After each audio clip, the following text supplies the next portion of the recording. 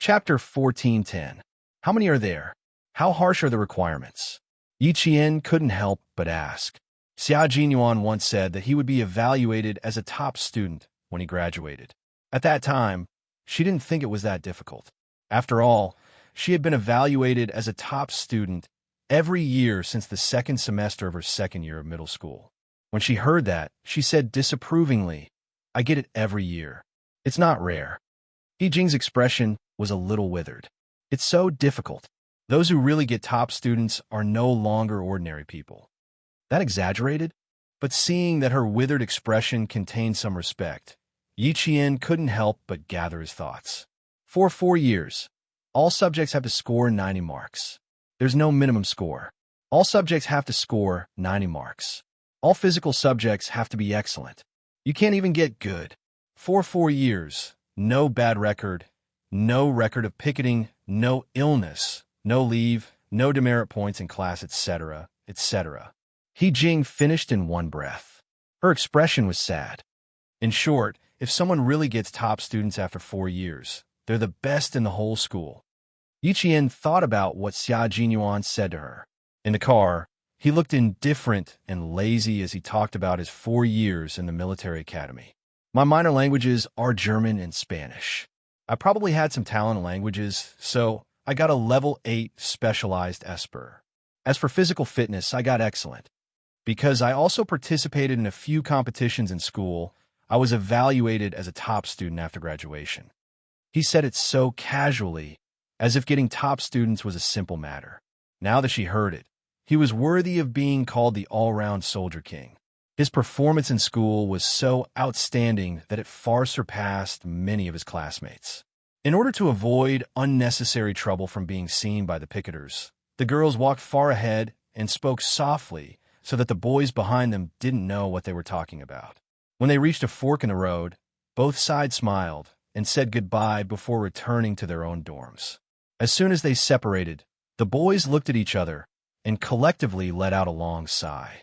To be honest, it was really stressful to walk with Yi Jian. It was like walking with the chief. When she spoke, her voice was soft and unhurried.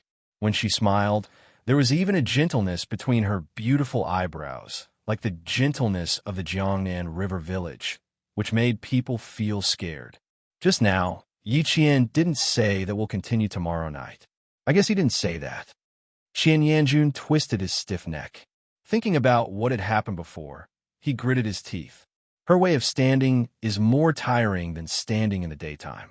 40 minutes is equivalent to 2 hours of our daytime. But we can't deny that it is indeed. Song Jichio's neck was also stretched. She's tired, she couldn't move for 40 minutes. If we want to improve progress, we can use her way. It's useless if we only improve quickly. The whole class has to improve quickly to have an effect. While they were talking about Yi Jian, He Jing was also talking about them. Wu Bingqing's physical fitness is good, and his studies are good too. He seems to be quite knowledgeable about cryptography. I'm afraid there will be a top student in our class. As he spoke, he looked Yi Jian up and down and said with a smile, "You're not bad either. You also have a lot of potential. Then we'll all be first lieutenants, and you'll be a captain." Excellent students would be directly rewarded. After graduation, they would be awarded the rank of captain instead of first lieutenant. Yi Qian was a little excited after hearing that. Chapter 14:11. Xia Jinyuan graduated 5 years ago, but he still held the rank of major. That was strange. Why hadn't there been any changes? Yi Qian thought to herself. She smiled and said, "Commendations are tempting. The rank of captain, just thinking about it makes me excited." Who said it wasn't? When I heard it, I was filled with pride. As they spoke, they arrived at the dormitory. The lights in the dormitory were about to be turned off at 10:30. He Jing saw that it was getting late and quickened her steps. Suwen had already fallen asleep on the bed. She was exhausted. She wanted to practice standing with them, but she didn't have the energy to do so. At 10:20, the bedtime signal sounded. The two of them quickly got ready for bed. Their clothes, belts, military caps, short sleeves, and shorts were all placed in the designated places so that it would be convenient for them to grab them the next day. They didn't have to look for delays everywhere. The bedtime signal sounded again. The white lights in each dormitory went out almost at the same time. All the dormitory buildings were plunged into darkness. The night insects played a symphony of nature. After a while, the students who were tired from the day fell asleep. Yiqian laid on the bed, but couldn't fall asleep. She thought about what Xia Jinyuan had said to her. She thought about his life in the military academy and his hard work. If she wanted to be as outstanding as him, even if she got into the military academy, she couldn't relax. She had to continue working hard. She had to learn from him. She had to get close to him. Through her own efforts, she had to become an indomitable soldier like him. Yiqian closed her eyes and thought deeply. That elegant and handsome face appeared in her mind. The corners of her mouth lifted slightly, and she gradually fell asleep. The next day, during the drill class, Class 3 all obediently took off their military caps under the smiling eyes of the instructor. Then the instructor continued to smile and said, "In order to make you all stand at attention as soon as possible, I've decided to take the advice of the boys." Hearing this, Yi Jian had a bad feeling in her heart. It couldn't be. Did they tell the instructor? Soon, her premonition came true. As the leader of the procession, Yi Jian was the first to take the brand new poker cards from the instructor's hands. The instructor chuckled softly and said, "Your uncle must be a very outstanding soldier." "Thank you."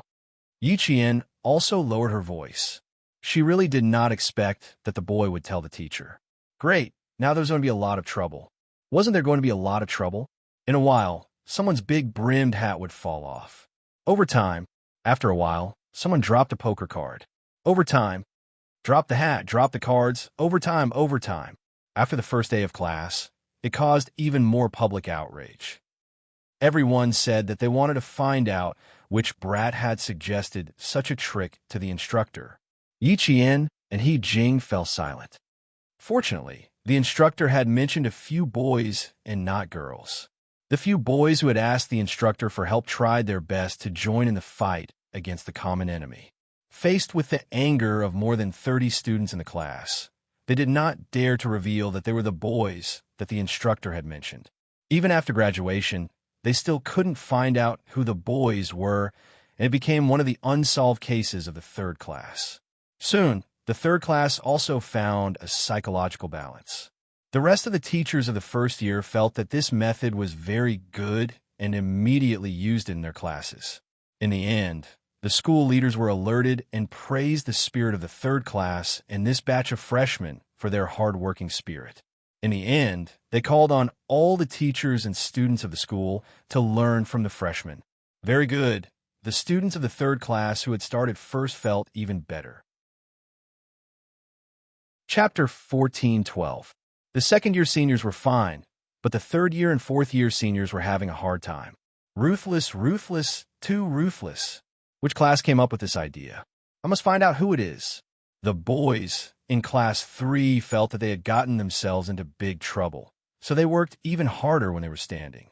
They were afraid that the teacher would yell out their names and criticize them. What's wrong? You can't even stand properly? It's just a hat, not a piece of equipment. Can't hold a poker card? You have to hold it even if you can't. What? Didn't you suggest this? Do you want to call on the whole class to follow suit? What? Why can't you do it yourself? If the instructor really said that the boys in Class 3 would become the public enemy of the whole school, in order not to expose their identities, the boys finished standing during the day and continued to eat at night. They were afraid. Yi Qian laughed. The whole field was filled with fighting spirit. It was very contagious. No one knew who came up with this idea, except for the few pickets. However, they only remembered that they had seen it. As for who it was, they could not remember. Under the scorching sun, the training on the field was carried out. Every student was wearing their summer uniform and was exposed to the sun. Everyone had probably gotten used to it after being exposed to the sun for a long time. In the end, no one fainted from heat stroke. After a week, all the freshmen could really stand in a proper military posture. However, in the words of the instructor, they only had the form but not the bone. If they wanted to stand in a proper military posture, they would need at least half a year before they could form the bone. Bones represented the majesty and coldness of a soldier just by standing there casually. In the third class, Yi Jian was the only one who could stand in a military posture. This was not what the teacher said, but what all the students agreed. They all agreed that Yi Jian was the girl who deserved to be number one. When the school wanted to choose a freshman representative to be the flag bearer for the National Day celebration, Class 3 voted for Yi Qian. Even Class 1 and Class 2 voted for Yi Qian. Yi Qian, who was not used to walking in public, struggled for a while. Standing in the General Affairs Director's office, Yi Qian was still wondering if he could change the person in charge. The General Affairs Director recognized Yi Qian. When he saw the young lady standing in front of him with a military aura, he silently nodded in his heart. He pulled open the drawer of his desk and said with a pleasant expression, Come, Yi Qian, take a look at the grace of our previous flag bearers and flag raisers. All of the student representatives who were elected are now doing very well in their respective positions. The thick photo album opened, and from the black and white photos to the old color photos, not only did they see the valiant and heroic appearance of the school flag bearers, but they also witnessed the military uniform reform of our country. When she flipped the photo to the 9th grade, a slightly youthful face with an unforgettable side profile entered her eyes. The side profile of the flag bearer in the photo was too familiar. It was so familiar that if this person stood in front of her, she would be able to recognize him with her eyes closed. Xia Jinyuan, the Xia Jinyuan she was familiar with. The elegant and dangerous Xia Jinyuan who had a soft spot for her. This is the most outstanding student. From the time he entered the school to the time he graduated, he had been the flag bearer for every year. In the past, just like you, he did not like to walk in front. The General Affairs Director laughed. He even poured a glass of cold water for Yi Qian and set it aside. After thinking for half a day, he finally thought it through. After that, he had to attend the opening ceremony every year. If he didn't, the school would feel that something was missing. He has a good image and temperament. He could take on big responsibilities. Chapter 14-13. Yi Qian couldn't help but smile. She found out more about his past. Listening to it, she felt as if it was happening right beside her. He had left too many traces in this school, and she could even find out about his past from the teachers. Inexplicably, Yi Qian felt much happier. He had always been her goal. Now, she was following the path he had walked, chasing after him step by step, moving forward. And he was not far away, quietly waiting for her arrival. Yi Qian closed the photo album and became the representative of the freshmen, taking on the role of the flag guard. At this time, the freshmen had entered the marching formation training. The formation training consisted of marching, running, and marching. The marching was the best way to show the valiance and vigor of the soldiers. It had a very strong effect that could shake people's hearts. When Yi Qian returned, the third class was resting. Everyone was sitting under the sun, laughing so hard that their shoulders were shaking. The two girls, Su Wen and He Jing, were sitting far away, looking awkward and uncomfortable. It was as if they had encountered something embarrassing and were very uncomfortable. When they saw Yi Qian walking over, the boys in the class pursed their lips again, laughing so hard that they suffered internal injuries. What's wrong? Yi Qian, who didn't know what was going on, walked over to his roommate. The boys are a little strange. What are they laughing about? What happened just now? The instructor isn't here either. Where did he go? Su Wen covered her face and said in a muffled voice, When we were practicing the marching drill, the instructor said chant. The boys couldn't hold back their aura. The instructor asked them to laugh for 10 minutes before he came over. A hooligan-like chant came out of nowhere. Even a girl like me was embarrassed. The girl, He Jing, fanned her hands unnaturally, her face slowly becoming hot. Luckily you weren't there at that time. Otherwise, you would have been embarrassed too. Yi Jian really didn't know that there was a chant for marching. The meaning of marching was to display a military posture. Everyone stood upright with their legs stretched out. Their feet touched the ground with a sonorous and powerful sound. They moved forward with a strong sense of rhythm. This was a very serious drill. Why would it make the boys laugh and the girls feel awkward? Although Su Wen's grandfather was a soldier, she grew up with her grandparents who taught. Although she had a straightforward personality, she still had the temperament of a little girl. She was too embarrassed to say it, so she pushed the girl, Jing. Say it, say it. I really can't open my mouth. Some of the boys stood up and did the marching drill. Then, the boys who were sitting laughed until they beat the grass. They couldn't laugh loudly and felt uncomfortable holding it in, so they could only use their physical strength to vent. Yi Jin's eyes darkened slightly. These boys were probably going to be punished. The formation training ground had to be solemn and formal in order to show the might of the soldiers. For the instructor to leave for a while laughing and pounding the ground at this time was probably intentional. It's just a chant. You don't have to be embarrassed. What's the chant? It only tells you the trick to memorize the movements so that you can learn the key as soon as possible. Yi Jin smiled and enlightened the two girls. You have to differentiate between formation training and physical training. During physical training, you have to shout loudly and be high-spirited. But we can't do the formation training. You have to be serious. You've all seen the square formation of a National Day ceremony. It's neat and orderly. Their slogans are filled with murderous intent. Who's laughing? Who would laugh? No one would laugh. Only the mighty and majestic aura of our army can be felt when we walk out. The boys were still laughing, while the girls walked out of the awkward situation under the guidance of Yi Qian. Even their sitting postures were much more upright. Chapter 14:14. Su Wen's expression gradually became solemn. Then she nodded and said seriously, "You're right. When I was 4 years old, I went to my dad's army. At that time, I happened to see the soldiers training in formation. I still remember it vividly. I was just walking over when suddenly there was an earth-shattering chant. I was so scared that I cried. For years old, I'm almost 20 years old now." The instructor had indeed been observing. When he saw that the two girls' expressions gradually relaxed due to Yi Qian's arrival, he put down the binoculars. Class 3's Yi Qian was indeed a good seedling. Our country's marching regulations were personally set by General Shao. In the 50s, the great leader proposed that the army should be unified in command, system, organization, and discipline. At that time, the head of the military training department, General Shao, immediately organized the relevant personnel to write 3 regulations: discipline, internal affairs, and formation. With the implementation of the 3 regulations, it provided a strong support for the construction of our army.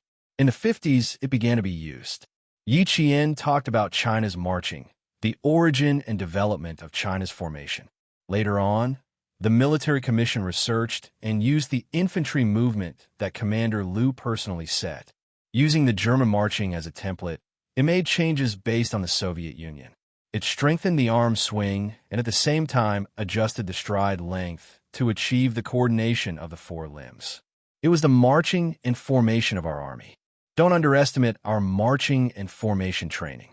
These were all done after a long period of research and study by our ancestors. After a long period of research and constant adjustments, we finally have today's formation training and various regulations. Following her explanation, the two girls no longer had any awkwardness on their faces. Even the boys who were closer to the 3 of them didn't secretly laugh. The incantation was just a way for everyone to quickly grasp the key points. How could you just listen to its literal meaning? You had to understand it on a deeper level, dissect it, and understand it. I think I understand what you're trying to say.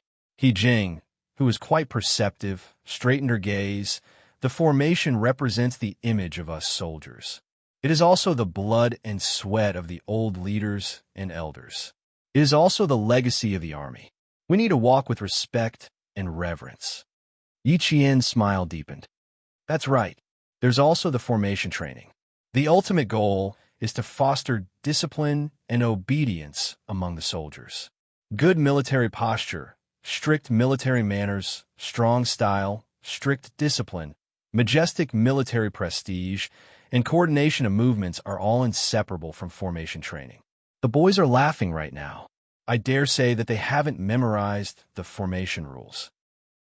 Just wait, the feast is about to be served.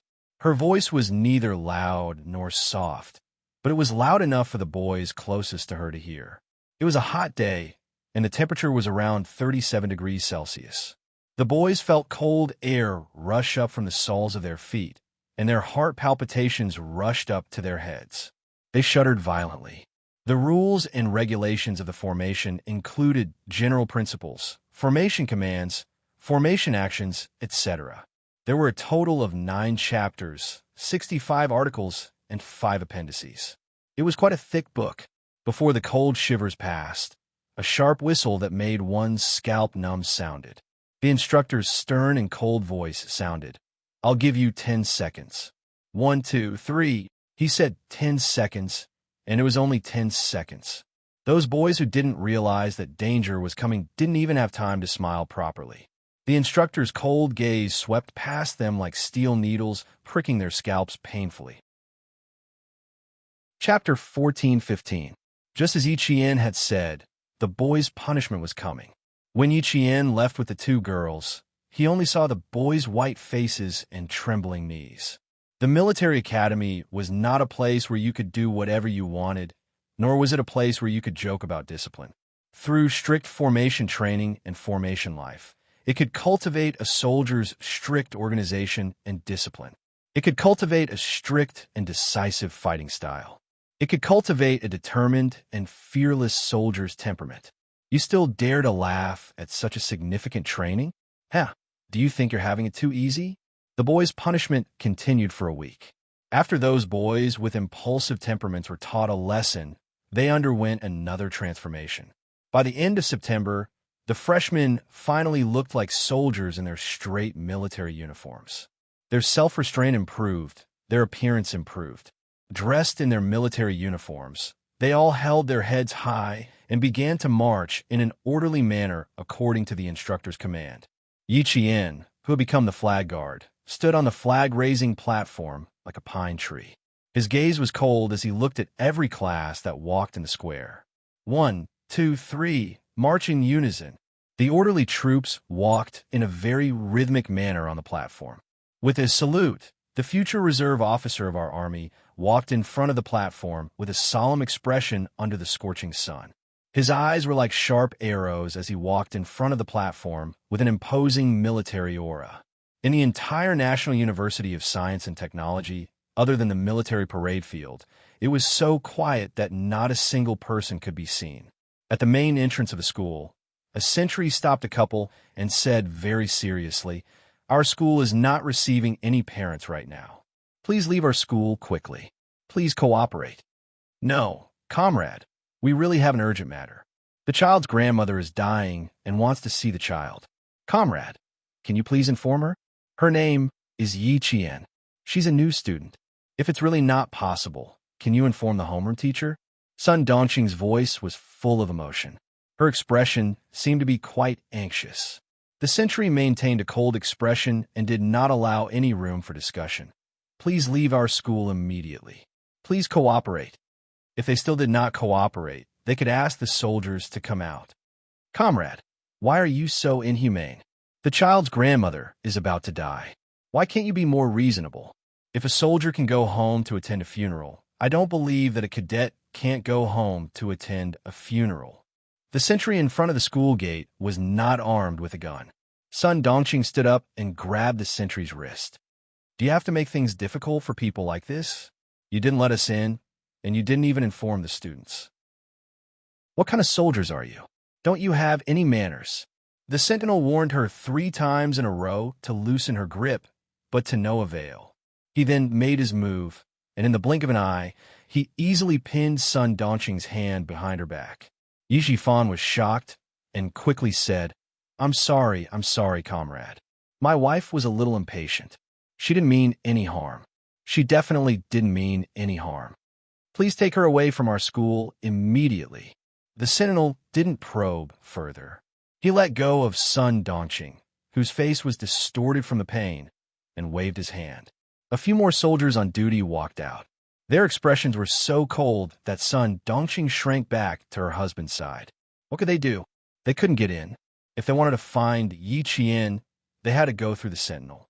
Yi Fan had no choice but to put down his pride and ask politely, Then I'd like to ask, how can we contact the students inside? Tomorrow is National Day. I heard that cadets can leave school this afternoon. I don't know if that's true or not. Chapter 14:16. The gentle Yi Jifan had the authority of a government official, and he spoke boldly. The guard's attitude was not as cold as before. He replied, "Our school is holding a celebration right now, and we won't be receiving any parents. As for the holiday arrangements, each class and each school is different, so we can't answer your question. Also, sir, if you don't leave now, the soldiers on duty will come and deal with you." In the car, Ying stared at the majestic gate of the National University of Science and Technology. The thick bricks, the cold colors, the majestic national emblem, and the sentry on duty. Yi Qian received all these and entered the military school known as the Military Hua University, but she had nothing at all. Her fingernails dug into her palms, and she didn't let go even when she felt the pain. She had to think of a way. She had to think of a way to defeat Yi Qian. She had to think of a way to defeat her. But what could she do? Now, in order for her to enter the military, her parents had to bring her here to apologize to Yi Qian and ask her to forgive her mother for being disrespectful to Uncle General, that old thing. Even after he died, he was still causing trouble for her family. How hateful. What should we do? They won't let us in at all. How can we find her? Sun Dongxing hurriedly chased after Yi Jifan, who had turned back to the car. She was really anxious. For the sake of her daughter's future, how could she not be anxious? There's still no news from the Qin family, and there's no progress on your side. Old Yi Qian is the only path we can take. Yi Jifan, whose face had darkened, glanced at her coldly. What's the use of being anxious now? We can't even see her. He had purposely picked a national holiday, but he still couldn't find her. Why is it like this, damn girl? How did it come to this? In the past, I could hit and scold her whenever I wanted, but now, I can't even find her. The difference was too big, and Sun Dongxing still couldn't accept it. I'm afraid you won't even know where she is in the future. Yi Jifan was a little irritated as he smoked a cigarette. He took a deep breath and looked at the gate of the National University of Science and Technology. His eyes were a little dark and unclear. He did not expect that things would come to this. Why did he still have to depend on Yi Qian? Ying didn't come out. She just watched. The unwillingness in her eyes turned into a gloomy darkness, making her look exceptionally cold. I'll ask them later. The Sentinel said that they're holding a celebration. It's probably related to National Day. Yi Jifan finished the cigarette and adjusted his mood before saying, "If you really see her later, give me." A sentry walked straight towards him. Yi Qian is currently participating in a celebration. After registering, you will enter the school together with the soldiers on duty. Please abide by the school's regulations when you enter the school grounds. You are not allowed to walk around or take photos. In short, he said a lot, and Sun Dongxing's expression changed again and again. She endured it and tried her best to keep her mouth shut. Yi Jifan thought that things would be difficult, but who knew that there would be such a big twist?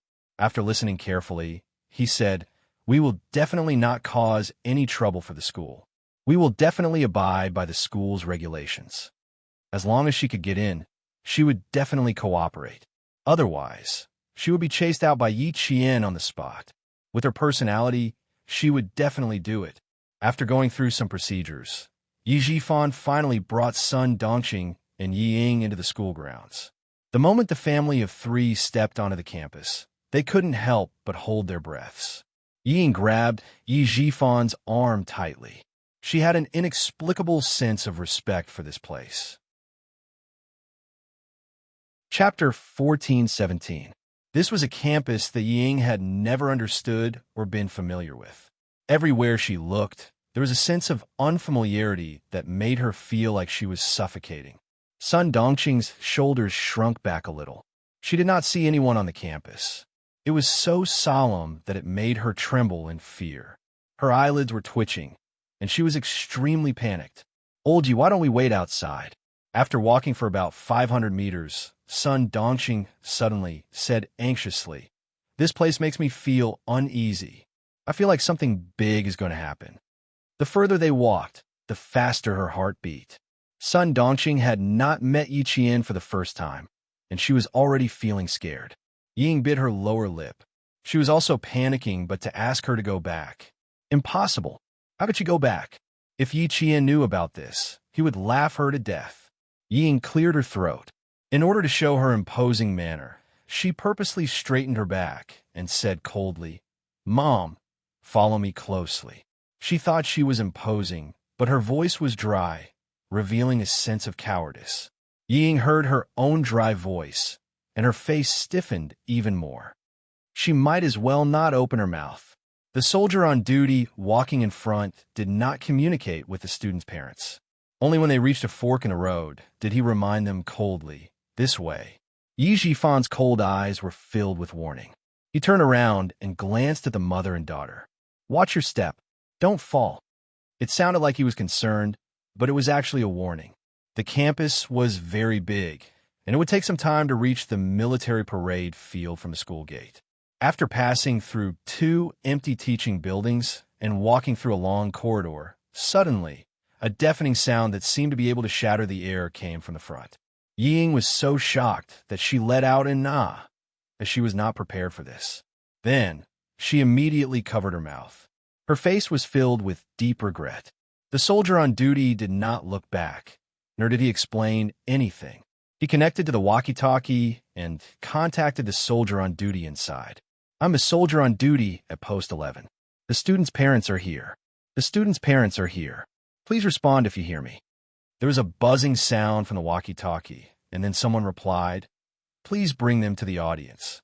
Please bring them to the audience." Got it, got it. The soldier on duty cut off the connection and turned to Yi Jifan's family of 3, saying, "The entire school is now holding a military parade. When you arrive at the audience seats, please sit properly. Do not stand up or walk around casually. At the same time, cooperate with the routine inspection of the soldiers on duty." Even Yi Jifan, as an official, couldn't help but clench his fists when he heard the slogans. His attitude was gentle as he said, "We will follow the school's arrangements. We will not make our own decisions." Although he was a provincial-level cadre, once he entered the military academy and entered the army, it would be the same. It was only right for him to lower his attitude. When Sun Dongqing and Yi Ying saw that even the backbone of the family did not put on airs, they naturally did not dare to put on airs. They even fearfully followed the soldiers in. They walked valiantly in unison, with a cold and imposing manner. When they were in formation, their orderly and mighty steps, their sonorous and powerful voices filled the vast field with the figures of future reserve officers of our army. Although it was not as grand as the National Day Parade, it was enough to shake people's hearts. Ying was already dumbfounded. This was the military academy that Yi Qian had entered. This was the place where Yi Qian would live for 4 years. This was Yi Qian's life. Chapter 14:18. Holy, dignified, mighty, piercingly cold. It made her feel fear and reverence, and it made her more and more panicked. How did this happen? How did this happen? She was clearly the most outstanding one, and Yi Qian was clearly the worst. She should be the one with a bright future. How did she end up like this?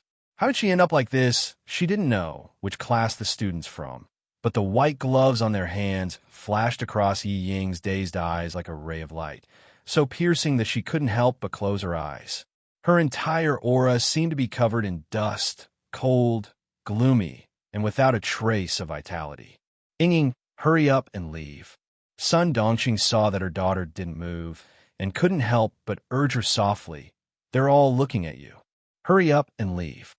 Ying opened her eyes, and her eyeballs moved slightly.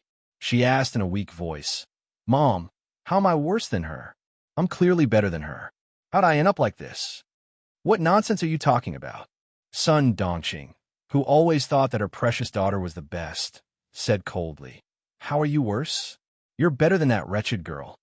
What's so good about this place? See, all the officials are standing at the top. Yi Qian is nothing. He's just a military school student. How many military school students are there? It's no big deal even if she got in." Sun Dongqing always comforted herself, and even found excuses for Yi Ying to escape. She thought that she was doing it for Yi Ying's good. But in fact, every time Yi Ying had the slightest thought of self-reflection, Sun Dongqing would immediately jump out and find excuses for Yi Ying. Over time, Yi Ying also became like her. She developed a habit of not recognizing reality and finding excuses to escape reality. She always thought that she was right and everyone else was wrong. Everyone else was useless, and she was the only one who had a bright future. Sun Dongqing, who once again extinguished Yi Ying's self-reflection, didn't know how wrong she was. She continued to comfort her. Let her enjoy her glory now. When you enter the capital government regiment and talk to the high-ranking officials every day, Ying, those days will be glorious. She might even find a high-ranking official's son, or find a young high-ranking official to be her boyfriend. Look, how great is that? How promising. So what if that wretched girl has the support of that old thing, who would help her for so long? Sun Dongqing, who had forgotten about the pain after her wounds healed, returned to her old ways and dared to belittle Yi Qian again. Ying, you have to remember this for my mother. You will always be stronger than that wretched girl. No matter what, you still have your parents' support, but she has nothing. That's right. No matter what, she still had her parents' support.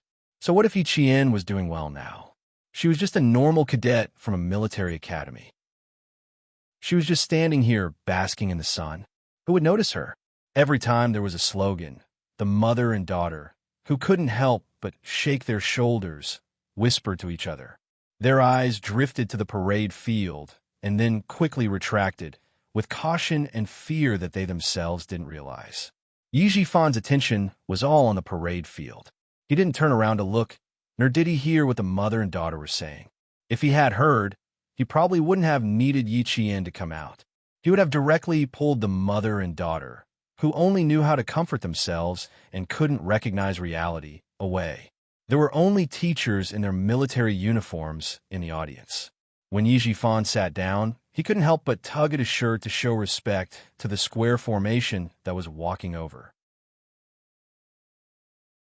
Chapter 14:19. The bright red national flag fluttered in the wind on the parade stage. The flag bearers stood at attention beside the flagpole, while two flag bearers stood guard with spears in their hands. After instructing his wife and daughter to sit on either side of him, Yi Jifan looked around. He looked at the high-spirited young silhouettes, and then looked at his daughter beside him. He had never felt that his family was worse than others. He sighed softly and lectured Yi Ying. 1 minute on the stage is 10 years of hard work off the stage. Yi Ying, you have to learn from them. Dad, when I get into the military, I won't embarrass you. Yi Ying's jaw tightened. She tried to hide her uneasiness with an expressionless face, but it was too obvious. Instead, she appeared stiff and restrained. Yi Jifan saw this and sighed even more heavily in his heart. She did not reflect on her own shortcomings at all. Not only did she bite off more than she could chew, she also liked. She liked to daydream. Ying, whether you get into the military or not is another matter. Dad hopes that you can learn from their spirit. No matter how bad she was still his daughter. He had to educate her and not give up just like that. Yi Jifan patiently lectured. You used to love saying that Yi Qian was inferior to you in every aspect. Look at them now. Look at the figures below. Look at the aura they exude. Looking at them is like looking at Yi Qian. Ying, don't you realize the difference between you and Yi Qian? Don't you realize that you can't compare to Yi Qian? Yi Ying's face suddenly turned pale. She subconsciously clenched her fists. Dad can tell you very clearly now. You are indeed inferior to Yi Qian. You used to be outstanding, but that is all in the past. People have to look forward. You're still stuck in the same place. You think you are better than Yi Qian. In fact, Yi Qian has long surpassed you. Lecturing on the spot was more impactful than lecturing on the facts. Facing the rows of military academy students standing straight like pine trees, Ying felt her breathing getting heavier with each breath. It was as if her whole body was entangled in a spider web. The more she struggled, the less she could break free. Sun Dongqing was furious. She still had to take care of the people around her. She gritted her teeth and defended her daughter. Yi Jifan, how can you be a father? Look at how scared Ying is. Don't compare Yi Qian to Ying. In my heart, she's nothing. You don't even deserve to carry Ying's shoes. Every time he wanted to preach, Sun Dongqing would always be the first to jump out to refute him. Yi Jifan was burning with anger. He lowered his voice and shouted, "If you have the guts, get Yi Qian here later. Do you dare to let her carry Ying's shoes?" Sun Dongqing was speechless. How would she dare?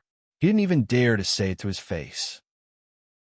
Yi Jifan sneered. "Do you see that, Ying? This is what your mother is capable of. The ability to rely on his mouth. If you learn all of your mother's skills, 10 Yi Qian can't even compare to 1 Ying." These words were so harsh that the last bit of color drained from Yi Ying's face. After a while, she said softly, "Dad, Mom, stop arguing. We're here to look for Yi Qian today, not to argue." 10 Yi Yings couldn't even compare to 1 Yi Qian. Was she that bad? She didn't believe it. She couldn't accept it. She couldn't accept it. How could she, Yi Ying, be worse than Yi Qian? How could she be worse than her? She stared straight ahead. When her gaze inadvertently swept across the flag-raising stage, Yi Ying suddenly stood up. She saw a familiar figure, a figure that she wanted to curse even in her dreams, a figure that tormented her day and night, a figure that wanted to eat her flesh and gnaw on her bones. Chapter 14:20. Yi Ying, sit down. She stood up abruptly.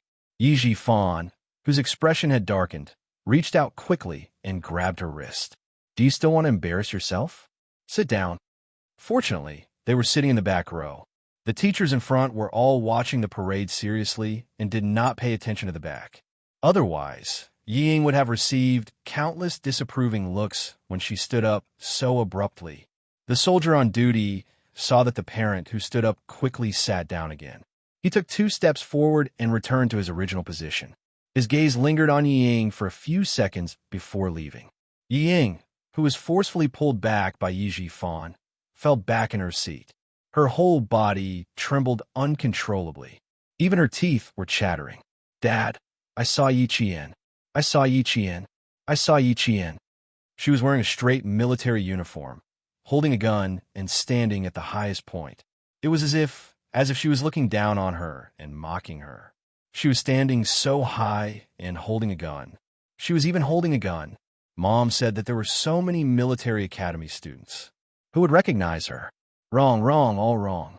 Who didn't see her? Everyone saw her. She was standing so high, everyone would see her. All the teachers and students in the school would see her. What was she doing here? Was she here to see how impressive she was? Was she here to see how she made a name for herself in school? Was she here to be looked down on and mocked? Yi Ying's unwillingness turned into anger. She was so angry that her whole body trembled even more. Sun Dongqing noticed Yi Ying's strange behavior. She grabbed her daughter's trembling shoulders and scared her into asking, Ying, what's wrong? Did you get a heat stroke? Why are you trembling?" "Mom, I saw Yi Qian. She was standing so high up." "Mom, I saw Yi Qian." Ying grabbed the corner of Sun Dongqing's shirt and said angrily, "She was in front, standing on the flag stand." "Mom, everyone saw her." You're wrong. Everyone saw her." There were so many military academy students. She was the only one standing so high up, receiving everyone's attention. What about her? There was nothing.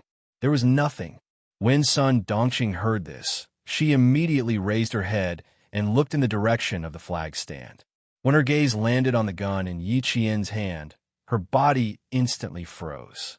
She was standing so high up, and she was holding a gun in her hand. No wonder her daughter was afraid. Even she was afraid. "Old Yi, let's go," Sun Dongqing said with difficulty. She held Yi Ying's shoulders tightly, and her lips were trembling. "We came to the wrong place. Before she sees us, old Yi, let's go. Ying is scared. Look, Ying is so scared that her whole body is trembling." Compared to his wife, Yi Jifan knew his daughter better. Ask her if she's trembling in fear or anger. Sit tight. You're not allowed to leave until you see Yi Qian. "Dad, if she really goes on like this, she can easily take back the jade pendant on my neck."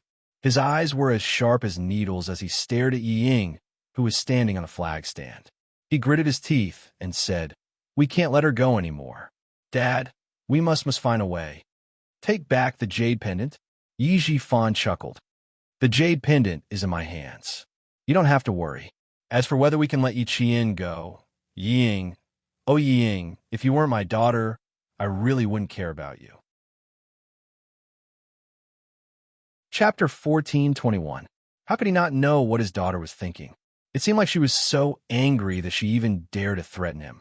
No wonder she was Yi Jifan's daughter. She was ruthless and did not lack courage. But if she was only ruthless but not capable, that would not do either. Yi Ying, whose thoughts were exposed, bit her lower lip. So he still knew that she was his daughter. Then why was he being so aggressive towards her? Yi Jifan ignored her grievances. There was even a trace of impatience in his cold voice. "If you still refuse to face reality, Yi Ying, you will never be able to stop Yi Qian from moving forward. If you don't learn to lower your head, you will always be able to look up at Yi Qian. Yi Ying, do you still think you have the right to raise your head in front of Yi Qian? Do you still have a right to show off in front of her? Do you? Did she? No, she did not. She had nothing. If she had nothing, what right did she have to raise her head in front of Yi Qian? What right did she have to show off in front of him?"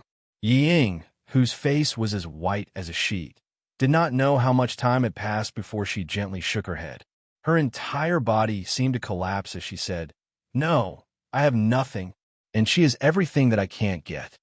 Since you don't have anything, then keep your head down today. Don't just talk and do nothing," Yi Jifan said coldly, as if he did not believe a single word that Yi Ying said.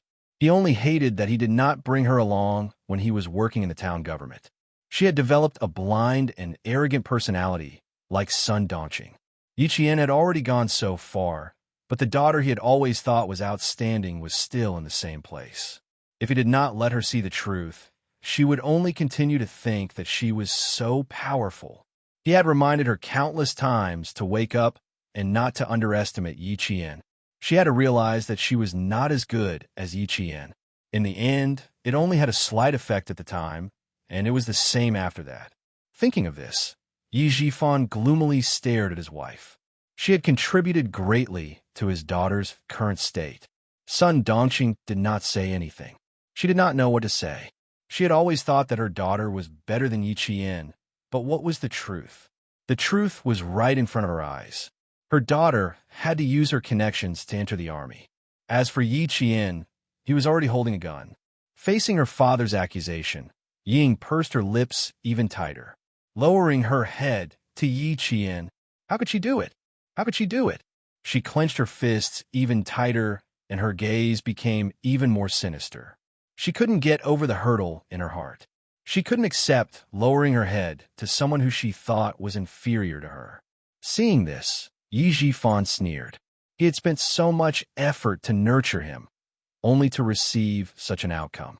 He was unwilling to accept this. Now, if he wanted his daughter to stand up again, he could only rely on Yi Qian. He wanted to use her to make his daughter see the truth and stop being so arrogant. Lamentable. When it came to educating his daughter, he failed too thoroughly. For a moment, the atmosphere between the father and daughter was so tense that it was almost at daggers drawn. Sun Dongqing was so nervous that she didn't know what to do. Seeing that her daughter was sweating profusely under the sun, her heart ached so much that she took out an umbrella from her handbag. Ying, hold the umbrella and watch. It's too hot. Be careful not to get sunburned. It was indeed very hot. Ying instinctively reached out to take the umbrella. Yi Jifan's face darkened as sweat dripped down his back. We've been here for more than 10 minutes, and Yi Qian has been in this position without moving. She's standing, but you're still sitting. Hearing this, Yi Ying retracted her hand as if she had been electrocuted. Chapter 14:22. Time passed bit by bit. From 8:15 to 11:30, Yi Jian and the two seniors on the flag-raising platform had been standing motionless with imitation guns that were as heavy as the Type 95 rifle. They had maintained the most standard military posture, standing tall and straight like pine trees with a piercingly cold aura. Yi Jifan had been paying attention to Yi Qian the entire time. When the military parade ended and the flag bearers were about to walk down the flag-raising platform, he couldn't help but tighten his grip. If something were to happen to Yi Qian at this time, even Uncle Jin wouldn't be able to save her. Step by step, she walked down the steps gracefully. Then, step by step, she strode across the platform with her head held high. Everyone's attention was on her. All eyes were on her. Yi Jifan clenched his fists even tighter. Even if there was the slightest mistake, such as her steps not being in sync with the other two flag bearers, or her knees being weak, or fainting from heat stroke, even if there was the slightest mistake, it would be fine. Unfortunately, Yi Jifan only saw Yi Qian walking valiantly with her rifle and standing at the front of the entire school, listening to the school's highest leader's closing speech. There was no disrespect, no mistake, only the awe-inspiring presence of soldier. Yi Jifan couldn't help but close his eyes. Ying, you're too far behind, too far behind. The entire military parade ended smoothly. Applause followed. The teachers in the audience also clapped. Very good. Every team walked out with the awe-inspiring presence of an army, especially the freshmen. It only took 2 months for them to achieve such results. Very good. The freshman flag bearers are not bad. She stood for more than 3 hours, and her movements were still perfect. For a girl to be able to do this, she's very good. Indeed, the students recruited this year are all good, especially that girl. She deserves praise. Yi Qian, a girl from class 3. I'm afraid we'll hear her name often in the future. Amidst the applause, the teacher's conversation could be heard. Sun Dongqing didn't know how many times she rolled her eyes. Yi Qian, turn around and look behind you. Her precious daughter, Yi Ying, was better than her. For what you've seen and heard, who would say that Yi Qian is inferior to you? Who said that you were better than Yi Qian? Yi Ying, if you continue to be so stubborn, your life will be ruined by your mother. Before the applause ended, Yi Jifan gave Yi Ying one last heavy blow. All she saw was Yi Qian's excellence, and all she heard was praise for Yi Qian. She thought that she was better than Yi Jian, but that was just her own opinion. No one would really think that she was better than Yi Jian, and that she was really better than Yi Jian. Everything was just her own opinion. Tears gushed out like a broken dam. She couldn't accept this. She couldn't accept that Yi Qian had surpassed her. She couldn't accept that she had been surpassed just like that. Dad, I will apologize to Yi Qian and learn from her. Only when I'm strong can I defeat her and take revenge on her for the pain she once inflicted on me. Under the scorching sun, Yi Ying's eyes were filled with tears, but there was a sinister gloom in the depths of her eyes. I will definitely repay her for all the humiliation I've suffered. Yi Ying wouldn't admit defeat, and neither would Yi Qian. The grudges from the previous life and the grudges in this life, one day, they would be settled one by one. All the classes left the stage one by one. Yi Qian and another flag bearer senior returned the Type 95 replica rifle. When they came out, Yi Qian couldn't help but narrow his eyes. Chapter 1423. If he wasn't mistaken, the 3 people standing in front of him, they really found their way to the school. They were quite capable. Yi Qian, come here. The homeroom teacher, whom he had only met 4 times, waved him over. Your family is here. Let's go to the teacher's office for a chat. Go to the teacher's office for a chat? Before Yi Qian could reply, Yi Jifan immediately said, No, teacher. We'll find a place to talk. He was able to meet Yi Qian because the school didn't know about his relationship with Yi Qian.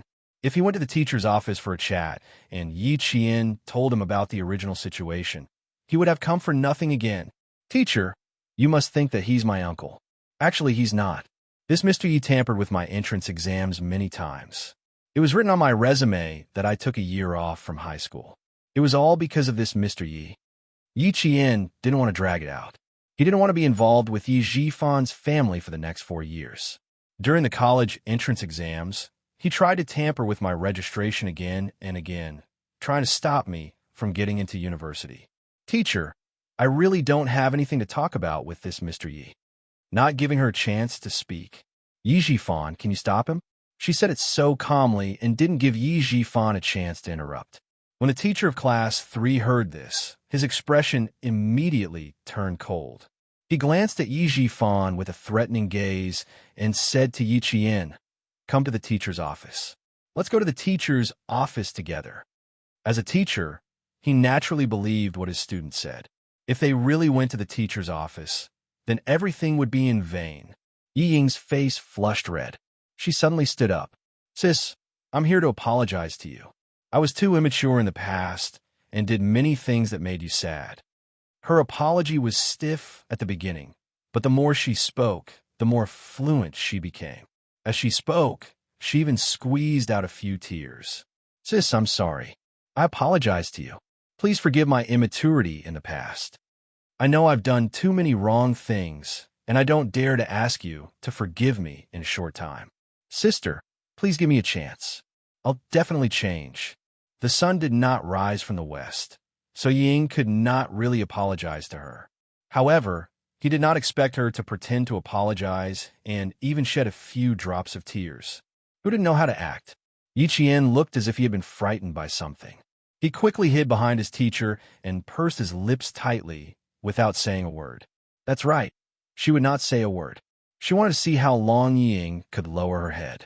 The homeroom teacher of the National Science and Technology University of Science and Technology was not so easily fooled. He stood in front of Yi Qian and acted like a protector. He looked coldly at the incoherent family of 3. "Just now, you said that Yi Qian's grandmother was seriously ill and needed Yi Qian to go home. Now, all of a sudden, he stood up and apologized. Sir, what kind of place do you think our school is?" "Teacher, you can call my family and find out more about my situation," Yi Qian said in a low voice. His voice was so heavy that it seemed to be weighed down by a rock. He was full of helplessness. "I don't have a grandmother either. When I was young, I almost died at the hands of this so-called grandmother. Teacher, I don't want to see them." Ying lowered her head and closed her eyes tightly. She took a deep breath and clenched her fists. Her voice choked again. "Sis, I'm here to apologize sincerely. Please forgive me. Can you not reject me? I regret it. I really regret it. I regret it. I regret underestimating you. I regret trusting myself too much." Chapter 14:24. In the face of Yi Ying's apology, Yi Qian only had one feeling. She had ulterior motives. However, after 3 days, she had a whole new level of respect for her. She could actually lower her head. The Yi Ying of the past, when had she ever lowered her head for anyone in her previous life? Never, never? Then, what exactly happened to make Ying lower her head? It was worth thinking about. Yi Qian's eyes narrowed slightly. Yi Ying changed too quickly, and Sun Dongqing, who had always been protective of her daughter, remained silent. She stood at the side without saying a word. It was too abnormal. Her lips curled slightly, revealing a faint smile. "You don't have to apologize to me. It's not about whether I forgive you or not. It's about how you feel in your heart. If you really think that you've done too many wrong things, you don't have to beg others to forgive you. You don't have to go to others and say things that make things difficult for them. Yi Ying, you're just forcing me to forgive you." Sun Dongqing watched as her daughter lowered herself to the point of humility. She felt very uncomfortable. She opened her mouth, closed it, and held it in. "Stupid girl, don't be too smug." Yi Qian didn't even look at Yi Jifan and Yi Ying. She only looked at Sun Dongqing's expression. She saw her face darken for a moment, then turn ruthless for a moment. She found it even more funny. She came over to ask her to forgive Yi Ying. She even forgave Yi Ying in front of her homeroom teacher. She had it all planned out.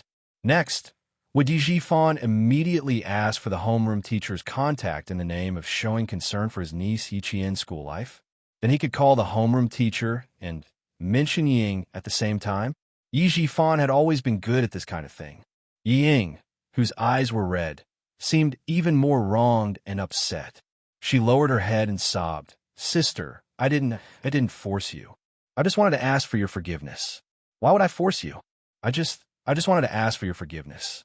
This time, Ying really lowered herself. She lowered her head, put down her pride, and lowered her pride.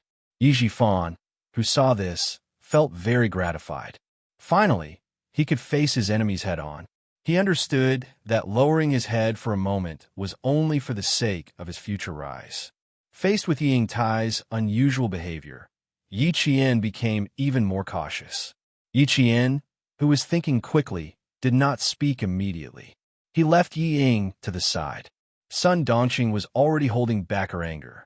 When she saw that her precious daughter had been left to the side, she raised her head and glared fiercely at Yi Qian. This glare was caught by Yi Qian, who happened to be sizing her up. Then, Yi Qian felt that things were finally back to normal.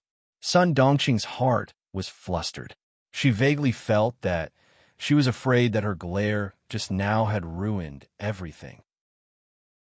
She immediately pretended to wipe away her tears and sighed. Little girl, Auntie is also at fault. I said a lot of things that I shouldn't have said. You're a magnanimous person, so please forgive Auntie this time. She was afraid that Yi Qian didn't know what she said, so she deliberately reminded him. Last time when you came back to the village, Auntie said something that I shouldn't have. Please don't take it to heart. And he really didn't do it on purpose.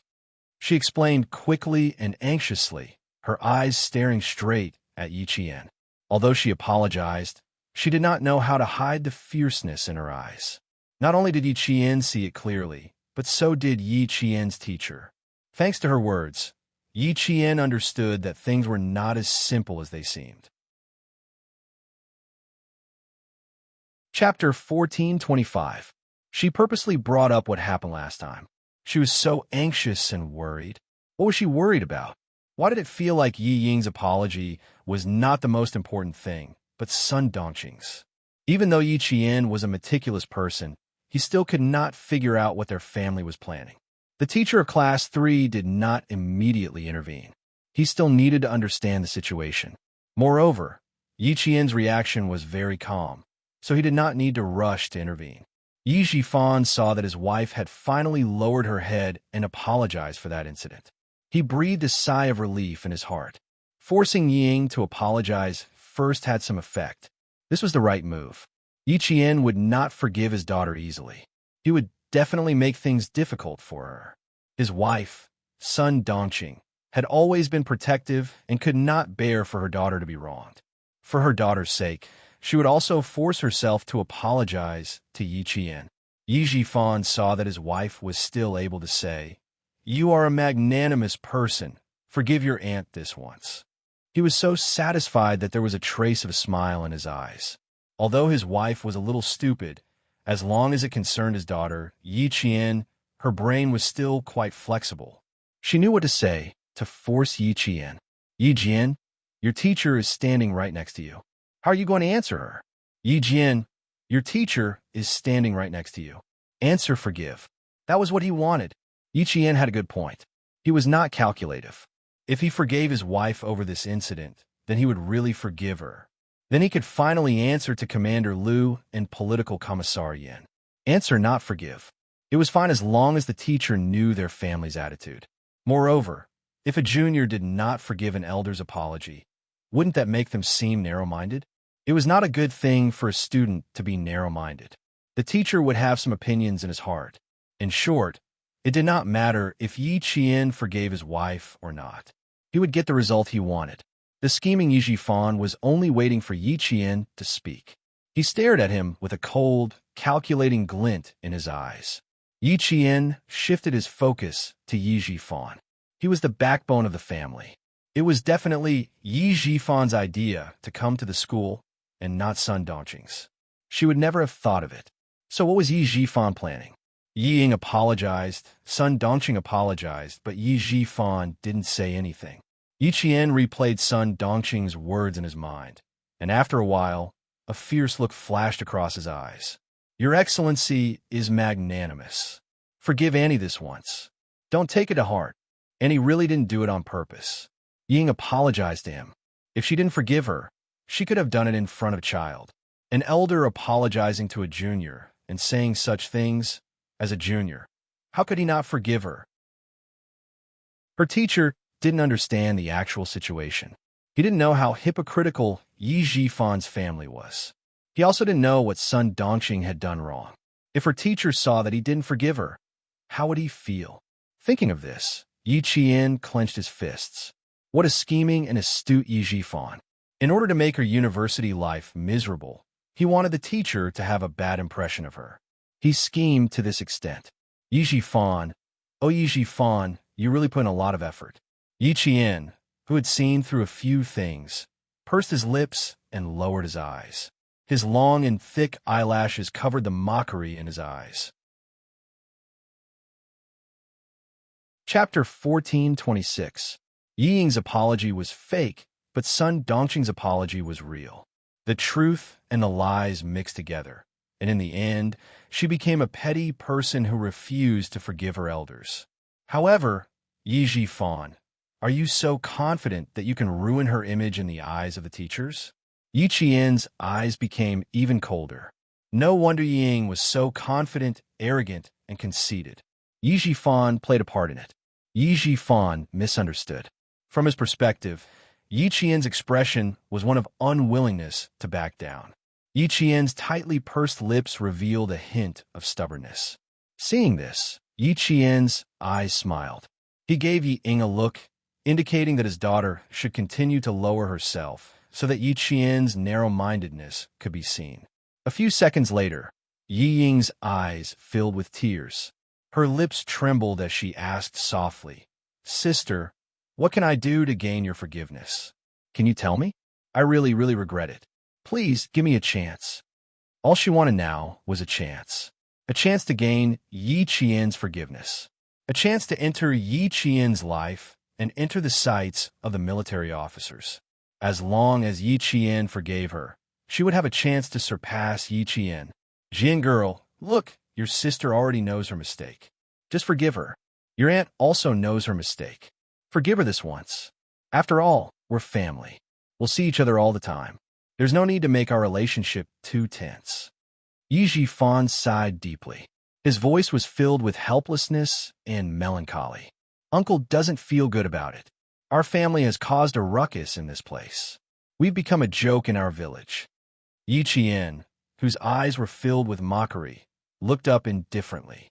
He first glanced at Yi Jifan, who was pretending to be sad, and then at Sun Dongxing. Seeing her face darken for a moment, then turn ruthless for a moment, he found it increasingly funny. He came over to ask her to forgive Yi Ying. Moreover, he wanted her to forgive Yi Ying in front of her homeroom teacher. This was a good plan.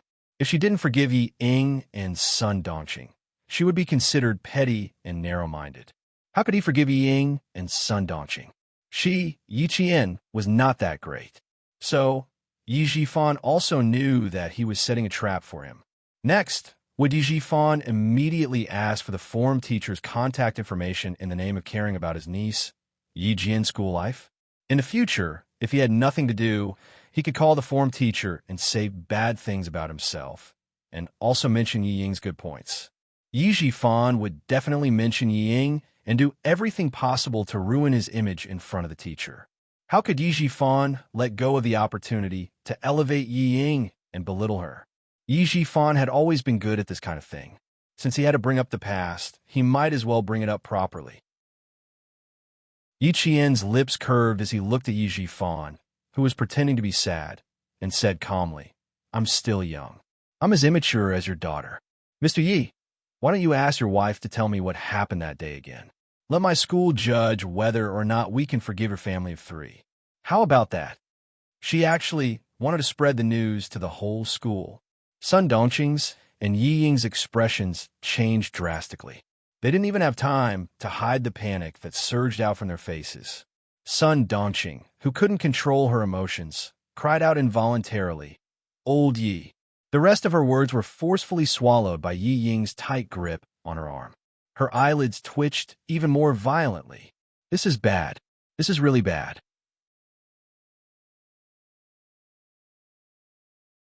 Chapter 1427.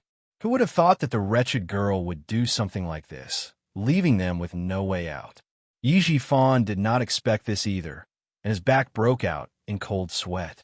His face twitched violently, and he immediately said to the teacher, "The misunderstanding between the two kids is quite big. Teacher, can we talk in private?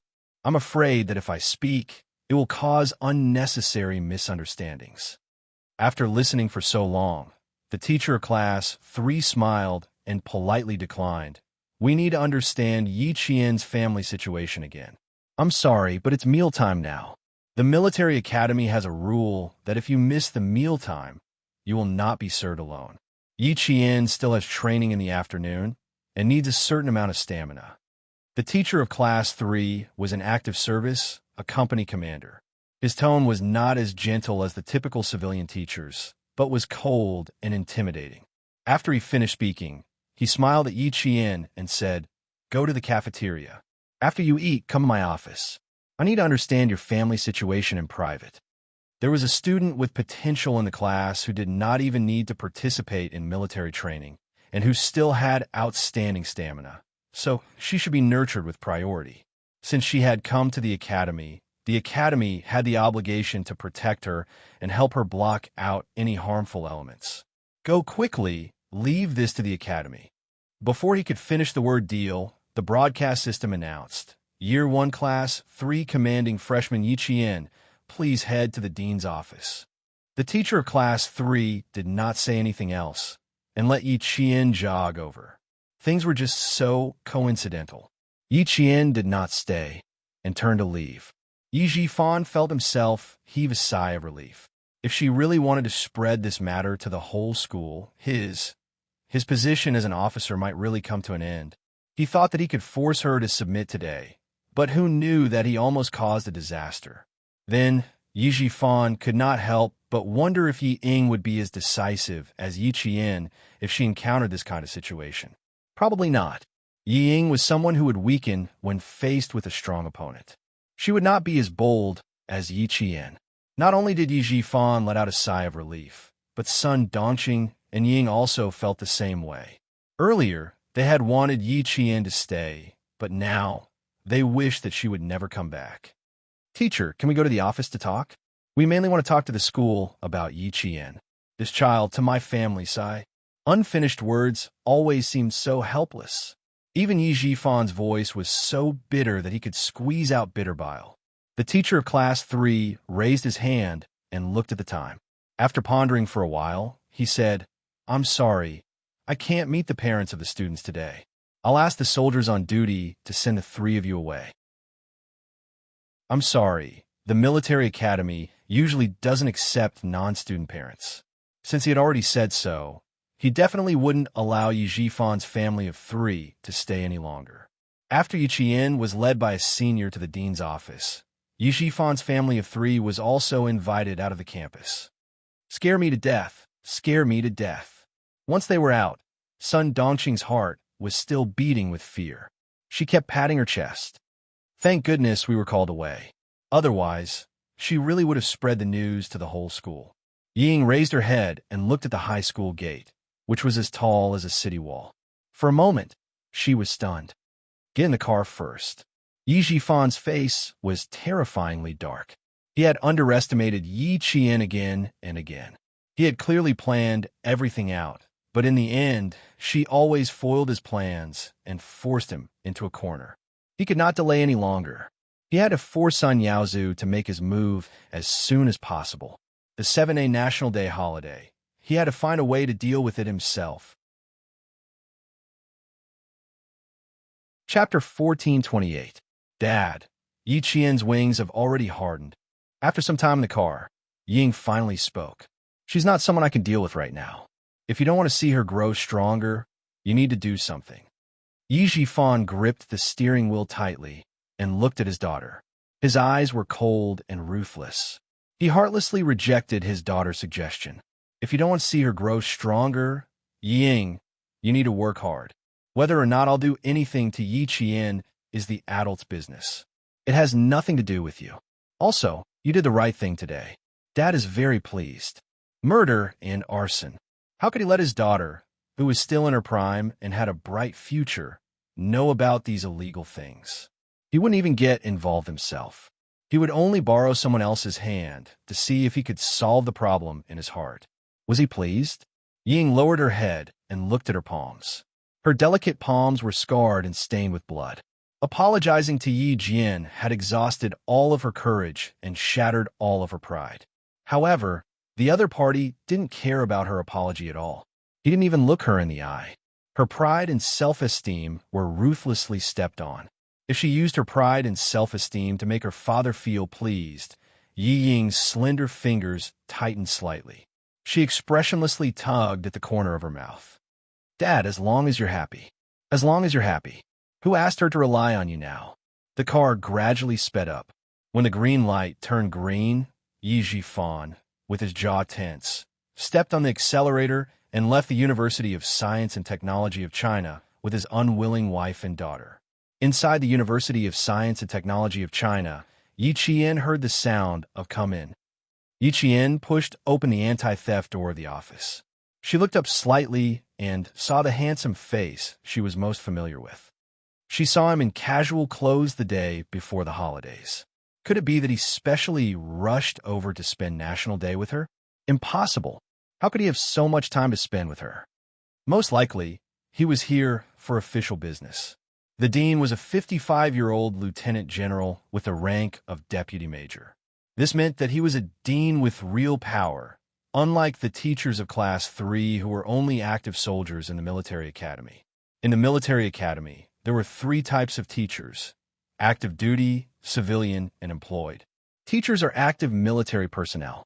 They start from a position of deputy company commander and can reach the position of deputy division commander.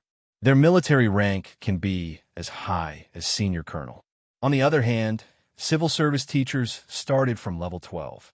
The hired teachers would be regarded as teachers of local colleges and universities. They would not have military ranks and would only be able to participate in various professional and technical titles and obtain professional and technical positions. Yi Qian saluted the dean. Year 1, Class 3, Yi Qian reporting. The girl who came in was wearing a female soldier's uniform. She had long sleeves, a jacket, a standard female soldier's military skirt, a belt around her waist, and a large brimmed hat on her head. She was valiant and full of the tenacity of a female soldier. Due to the scorching sun outside and the fact that she was walking in a hurry, there was still sweat dripping down her face. However, her eyes were extremely calm, without the slightest hint of panic. At a glance, one could tell that she was a female soldier who could withstand the wind and waves. When the dean saw Yi Qian's military aura, the smile on his stern face deepened. Yi Qian, who was highly regarded by the military and had already served China, was a female soldier who had made a lot of mistakes. Not bad. You're still so energetic after standing for more than 3 hours. The dean was very familiar with Yi Qian. The reason why she was exempted from military training was because the dean was the first person the military contacted. He pointed at the guest sofa and gestured for Yi Qian to sit down. Come, sit down and have a cup of water. Chapter 1429. Yi Qian obeyed and sat down. Like Xia Jinyuan, he sat upright and strong like a pine tree, full of military aura. Because he was wearing a military uniform, his knees were close together and his calves were slightly slanted, giving him the flexibility of a female soldier. Strength and gentleness. He was the green flower of the military. The dean nodded with satisfaction again and turned to Xia Jinyuan. Major Xia, the school will fully cooperate with the military. You should tell Yi Qian the specifics personally. The importance that the military attached to Yi Qian had exceeded his expectations. Every time something happened, Major General Yang from the army would personally call the school and send someone to pick up Yi Qian. This level of importance was no ordinary level of importance. As the dean, he was naturally happy that his own student was valued by the military. With a smile in his eyes, the dean said to Yi Qian, "Don't feel burdened. The school will also fully support you." "Yes, sir." Yi Qian did not take the initiative to ask. After answering the dean concisely, his gaze fell on Xia Jinyuan. The two of them looked completely professional, without a trace of intimacy between a couple. Xia Jinyuan, who was here for business, took Yiqian half an hour later to the parking lot of the University of Science and Technology of China. Let's get in the car. I'll tell you in detail the mission from 7 p.m. to October 4th. He opened the door of a black business car and said, "Get in." Yiqian, who had just attended the school's National Day celebration, did not even have time to change out of his sweaty casual clothes. He just carried his hastily packed luggage and got into the car with Xia Jinyuan. In the car, there was already someone waiting in the driver's seat. When he saw Yiqian get in, he slowly said in a low and cold voice, "Yiqian, long time no see." It was G3. Long time no see. Yiqian bent over and got into the car. Then Xia Jinyuan bent over and got into the car like a cheetah. He closed the door and ordered G3 to start the car. All his comrades in the Snowfield Brigade were very good at driving. Because they were in a hurry, they drove very fast. When they encountered traffic jams, they were able to flexibly cut the queue and instantly overtake other cars. As soon as Xia Jinyuan got into the car, he took off Yiqian's large brimmed hat and said, "Time is a little tight. We have a 1:30 flight to the capital. Get change in the car first." When the G3 heard this, it immediately turned the rearview mirror that was originally facing the back seat to the side. At the same time, it drove the car to the side. Yiqian, who was carrying his luggage, was stunned.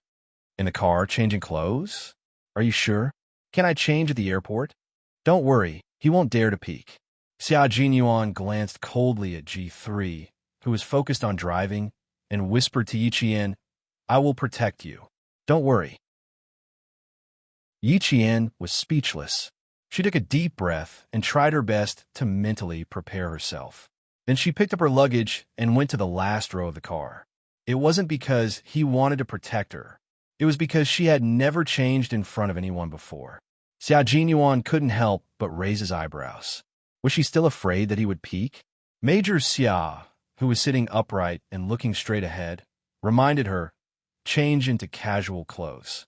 Then he heard the sound of the luggage being unzipped and the rustling of clothes.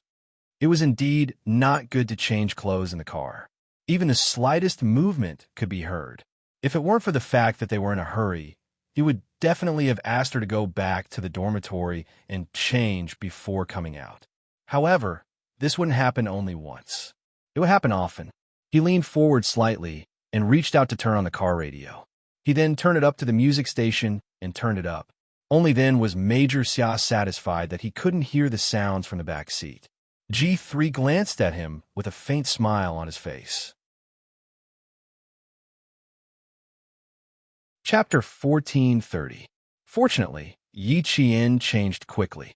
In such a small space in the car, she managed to finish changing within 2 minutes.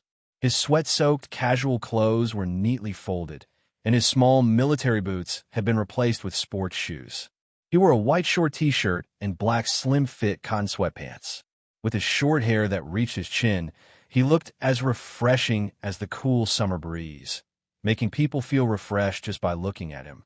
Yiqian had exquisite features. Her eyebrows were thick, and her skin was as white as porcelain. Her eyes were bright, and her teeth were white. Her short hair didn't make her look ugly. Instead, it made her facial features look even more exquisite. To be honest, even the G3 members were worried about Xia Jinyuan for him to have such a beautiful girlfriend go to a military academy where there were more males than females. This was the first time Yiqian had encountered something like this. Even though she was mentally strong, she couldn't help but feel a little awkward. Her ears were slightly red, but she pursed her lips and pretended to be calm. Xia Jinyuan looked at her with his eyes slightly closed. Then he said calmly, "There are bound to be some inconveniences when male and female soldiers work together. However, special circumstances require special treatment. Don't mind it too much." Yiqian still had a shy smile on her face as she raised her head. Her eyes met his deep, dark eyes. There was no other emotion in his eyes, only a cold, serious look. Yiqian pursed her lips instinctively and hid her embarrassment. She took a deep breath and looked back at him with clear eyes. "Okay, I understand." In a few seconds, she adjusted her emotions and no longer felt awkward about changing clothes in the car. She treated it as part of her mission, so it wasn't a big deal. She was in a hurry to get dressed, so her hair was a little messy. Xia Jinyuan pursed his lips with a cold expression. Suddenly, he reached out and gently smoothed her messy hair. Autumn is coming. Your hair gets dry easily. You'll feel better if you use a good conditioner. Yi Jian blinked her eyes. Something was not quite right. Just a second ago, he was so serious and treated her like a subordinate. In the next second, he was so gentle and treated her as a boyfriend. She couldn't react in time. Xia Jinyuan's heart softened at the sight of her sparkling eyes. He retracted his hand and cleared his throat before getting down to business. I received a mission at the last minute. During the National Day celebration, you need to protect a leader nearby. You're not allowed to leave. Tomorrow was the celebration of the founding of our country, as well as the military parade of the century. While the whole country was celebrating, it also attracted the attention of the whole world. Not only did the highest leaders of China attend this ceremony, but there were also international friends and ambassadors from various countries. At this time, the security forces had reached the level of Red Grade A. Their air and ground forces were at full force, and even the borders had entered combat alert.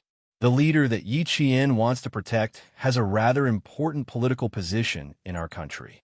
He often represents our country on overseas visits to promote exchanges between our country and other countries.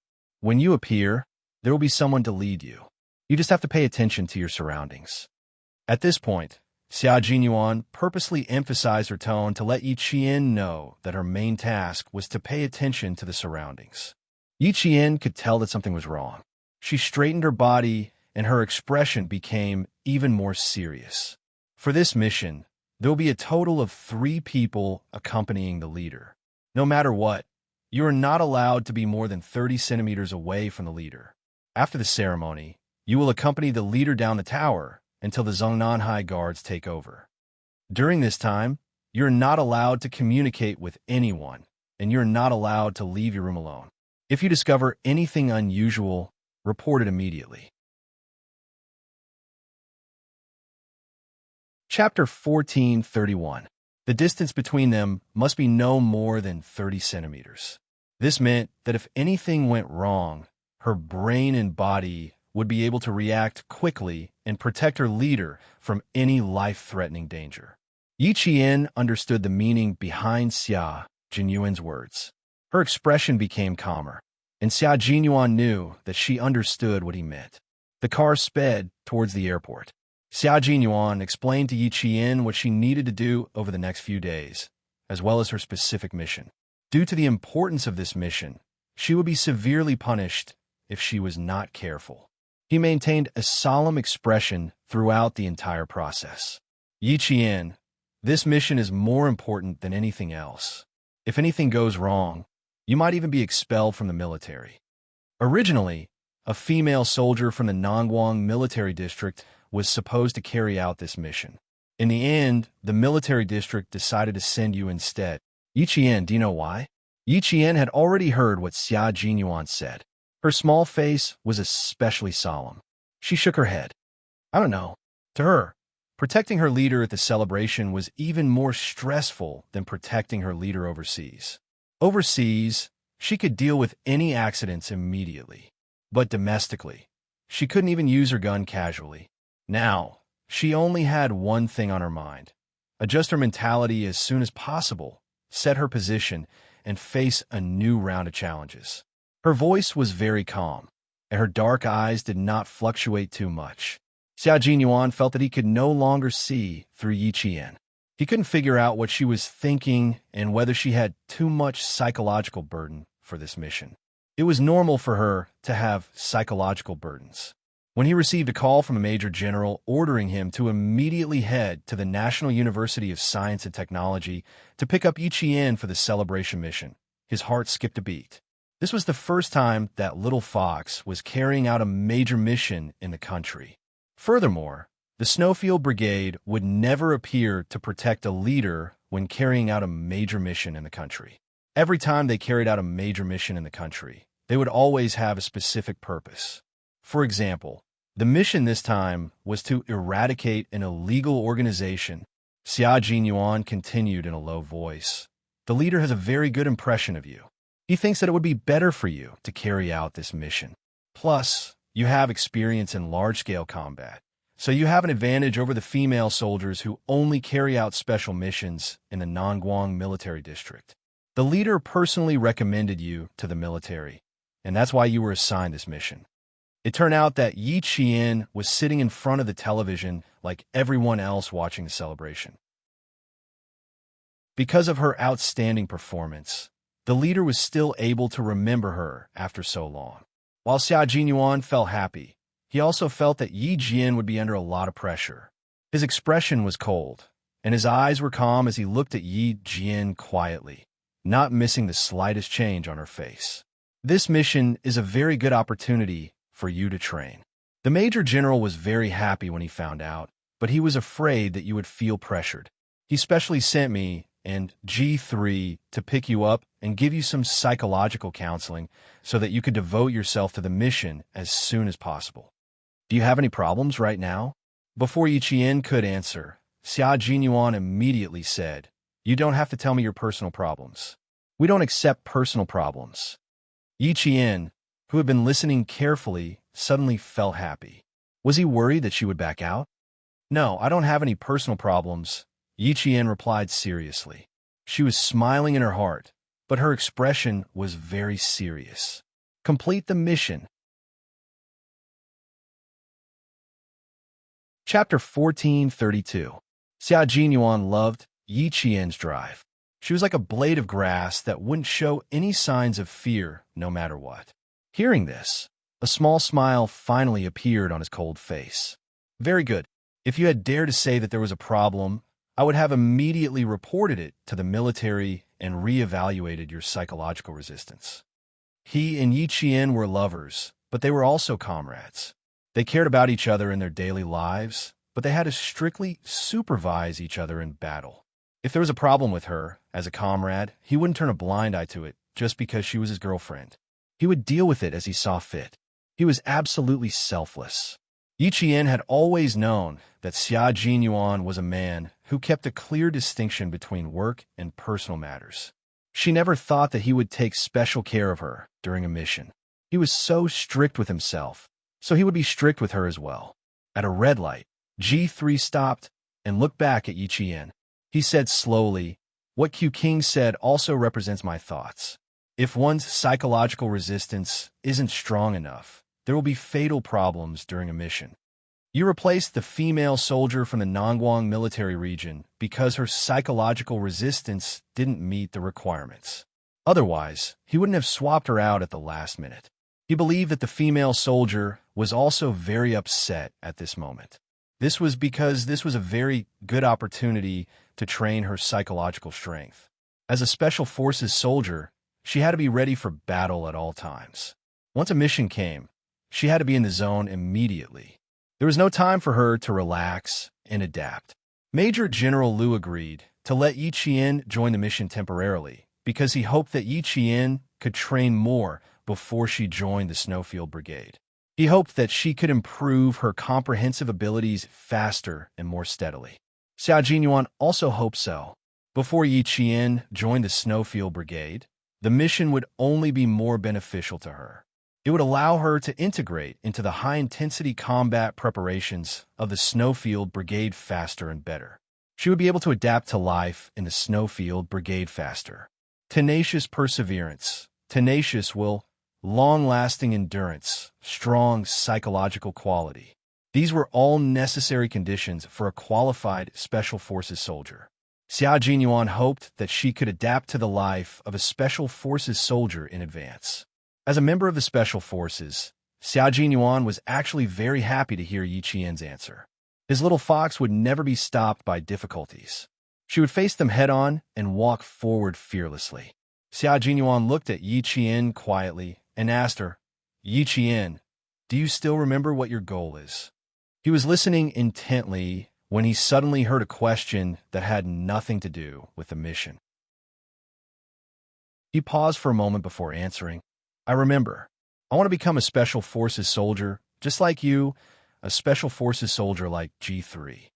Her voice was very clear, and her enunciation was clear and powerful. It seemed to contain infinite power, which made G3, who was driving, laugh uncontrollably. Female soldier Yi Qian was an extraordinary soldier in the hearts of all her comrades in the Snowfield Brigade. They also hoped that she could become a member of the Snowfield Brigade, become a comrade, and fight side by side with them. Very good, Yi Qian.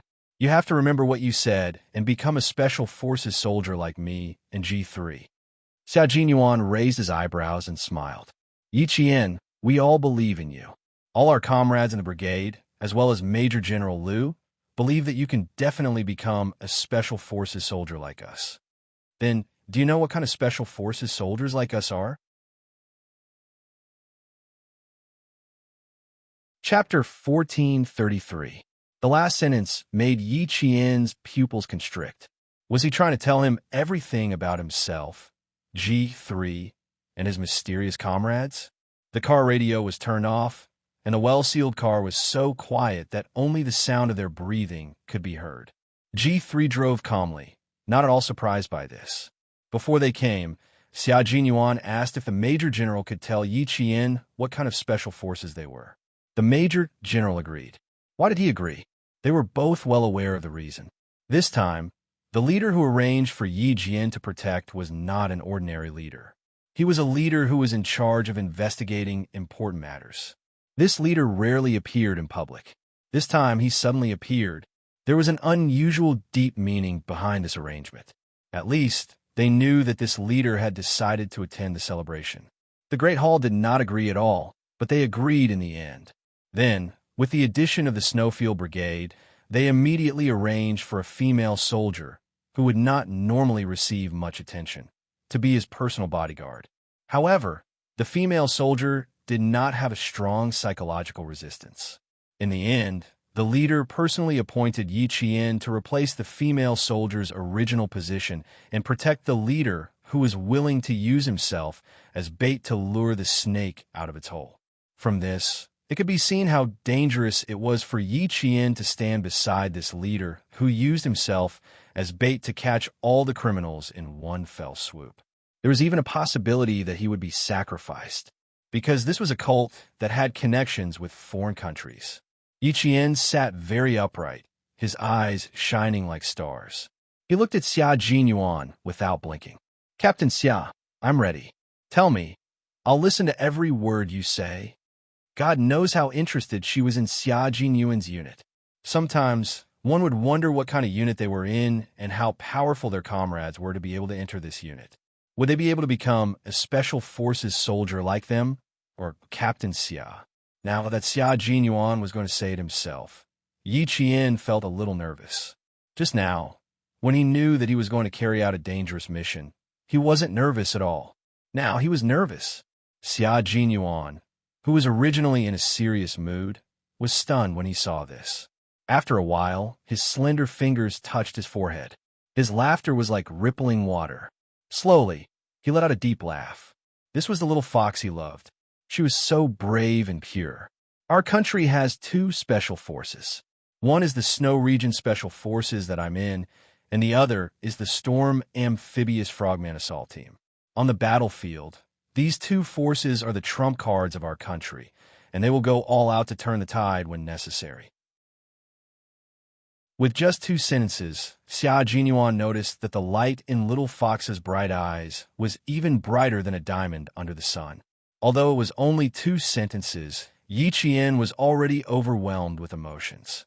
The Sharp Knife Special Forces were able to turn the tide on the battlefield. This was the Special Forces of the Special Forces, the elite of the elite. These 2 forces are our country's secret forces that cannot be made public, shown in public, or known by others. No one knows of our existence, and no one knows the number of the forces we belong to. No one knows the meaning of our existence. Flowers and glory under the sun have nothing to do with us.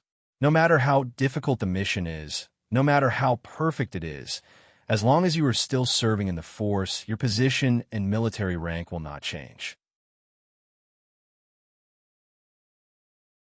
Chapter 1434.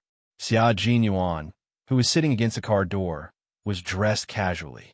He looked no different from a successful man entering and exiting a high-class office building. He wore a black long-sleeve shirt that made him look even more elegant and steady. The sleeves were slightly rolled up, and there was a hint of arrogance in his noble elegance. Without his military uniform, he perfectly hid the sharpness of a soldier in his bones. Although his aura was still strong, he lacked the bloodthirstiness of a soldier on a battlefield and had a more reserved and profound temperament. His eyes were very deep and dark. When he spoke, his deep black eyes stared unblinkingly at Yi Qian. His low voice sounded like he was narrating a story, slowly and calmly.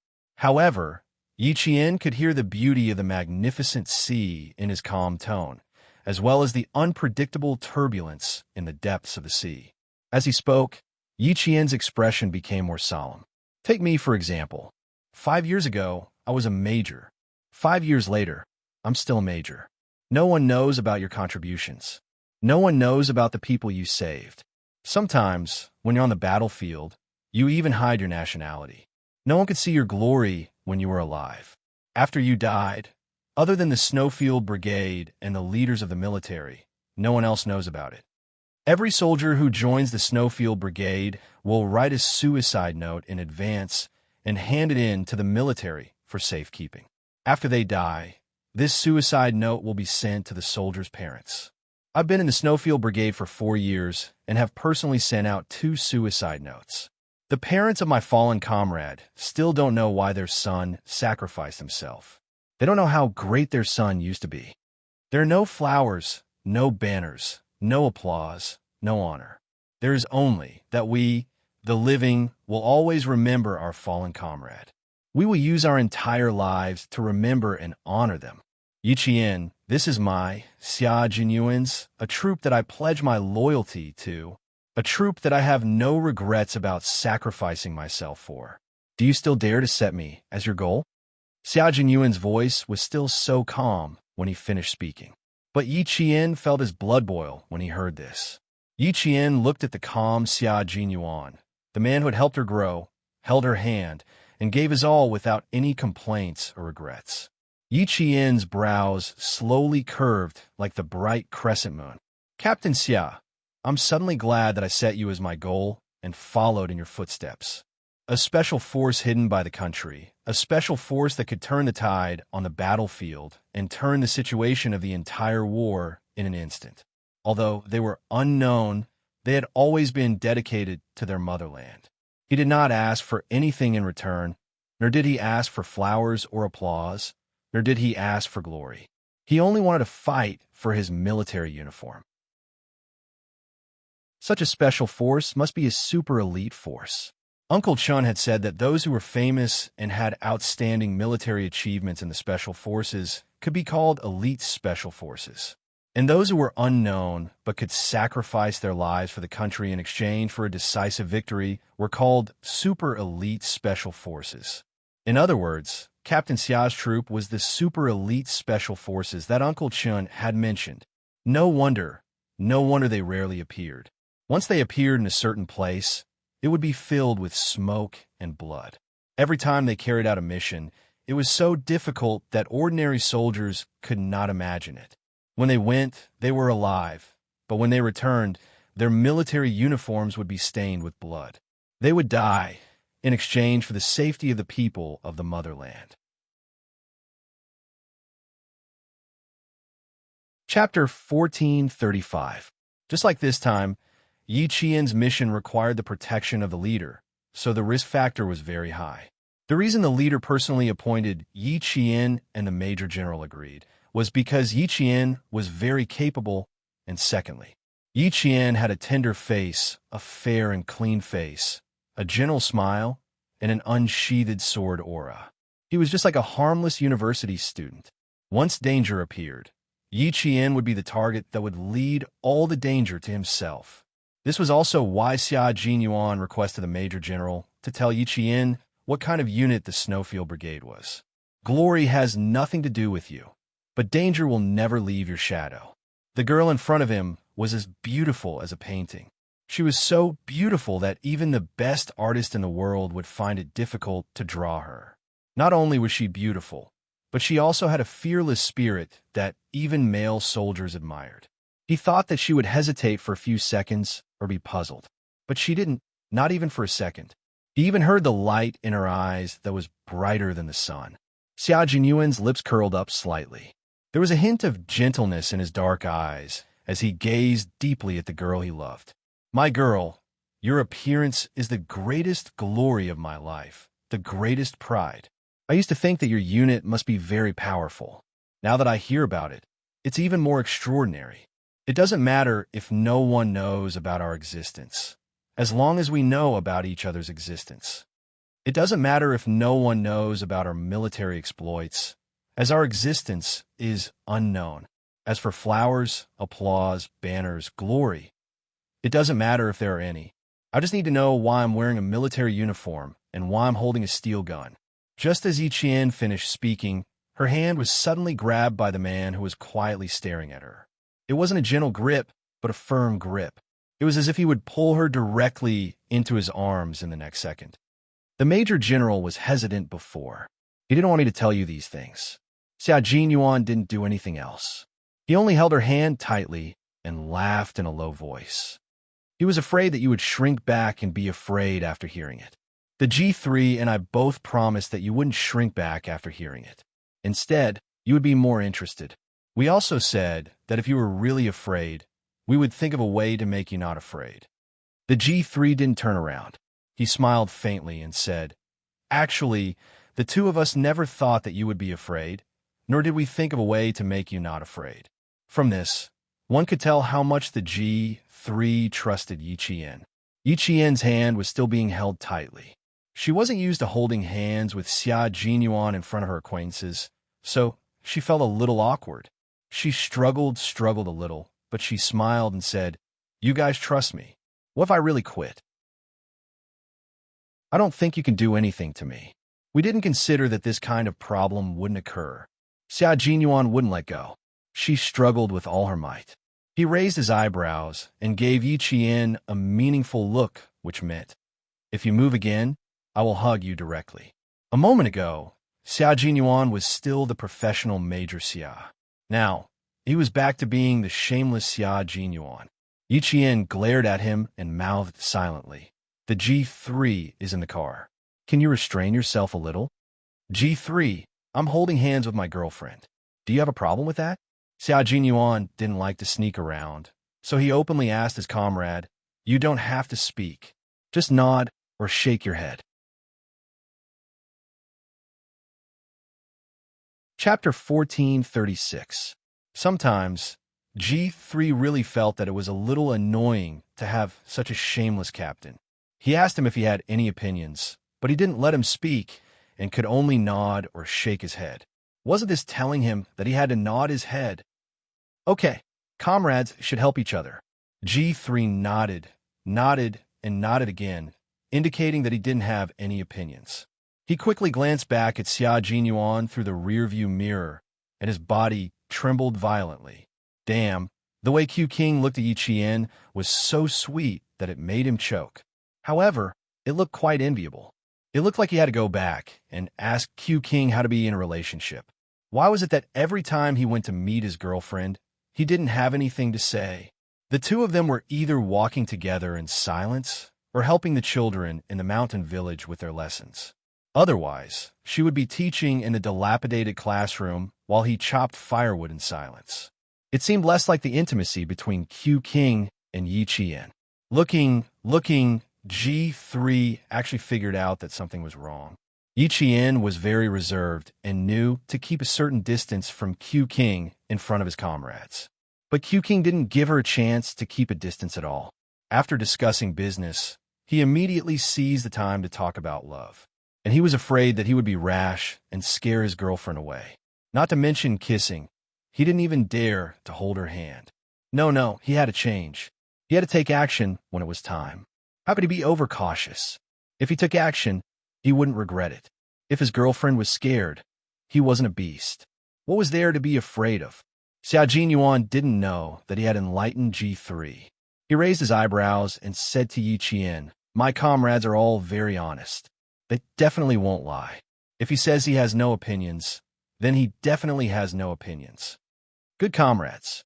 They knew what to say at the right time. Yi Qian was no longer the little girl who was a little resistant to relationships in high school. After all, she had lived 2 lives. Although she was not as thick-skinned as Xia Jinyuan, she was not stupid. She could easily see through Xia Jinyuan's little tricks. She looked at him with a faint smile and said, "You told G3 not to open their mouths to express their opinions.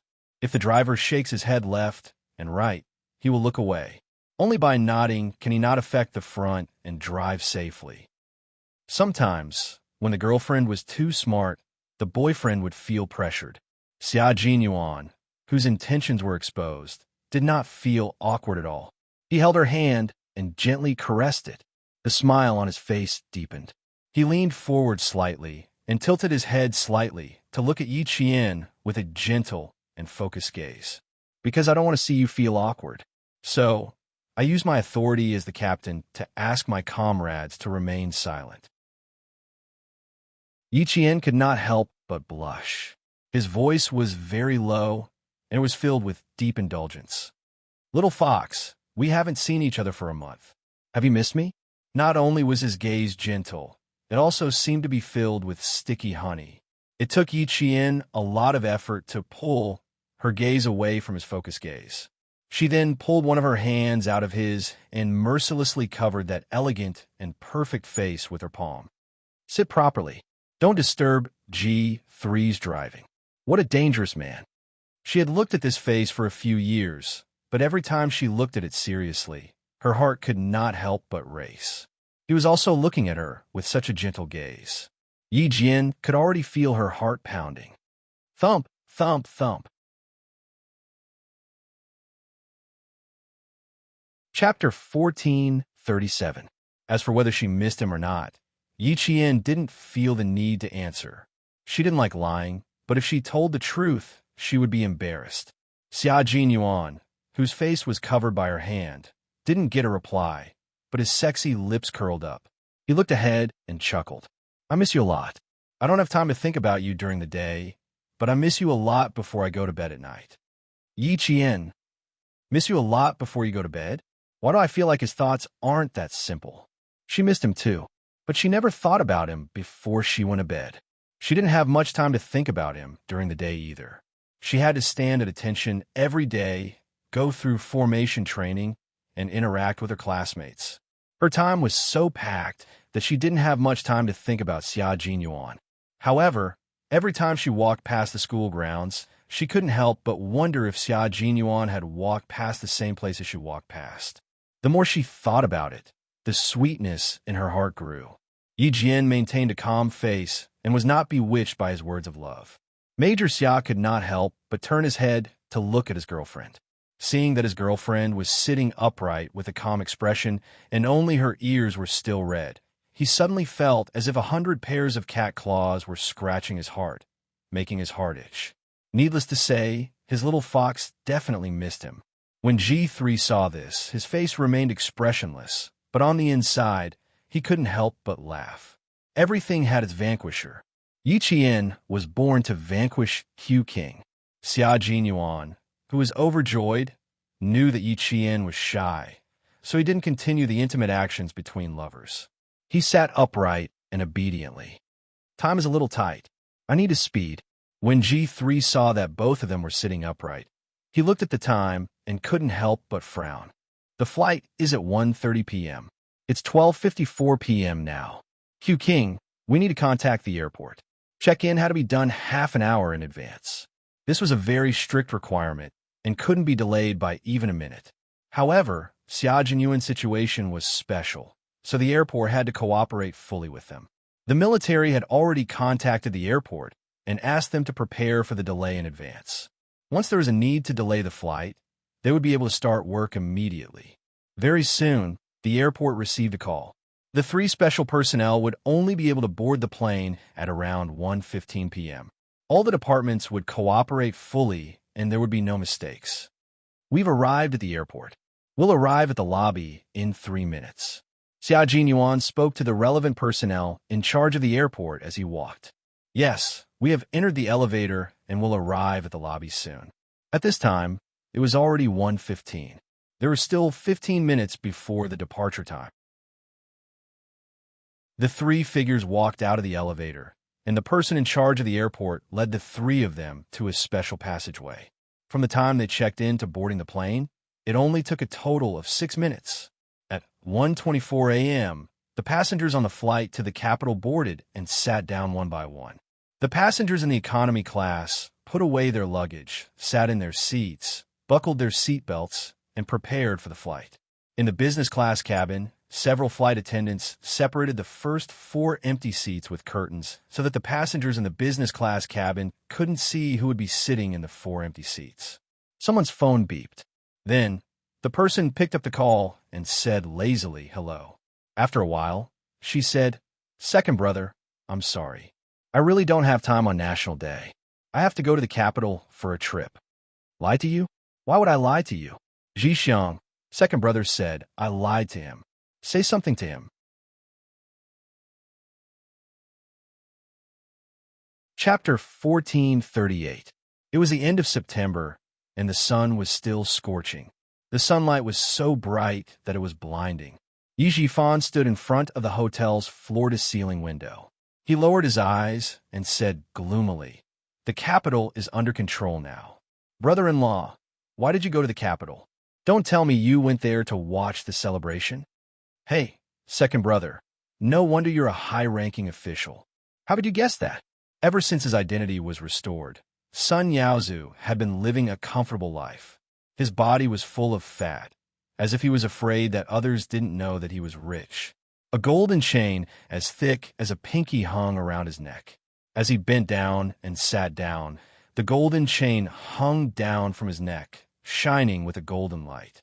He sat down and winked at Yi Xiang, indicating for her to take the phone. He had nothing to say to his brother, who was an official.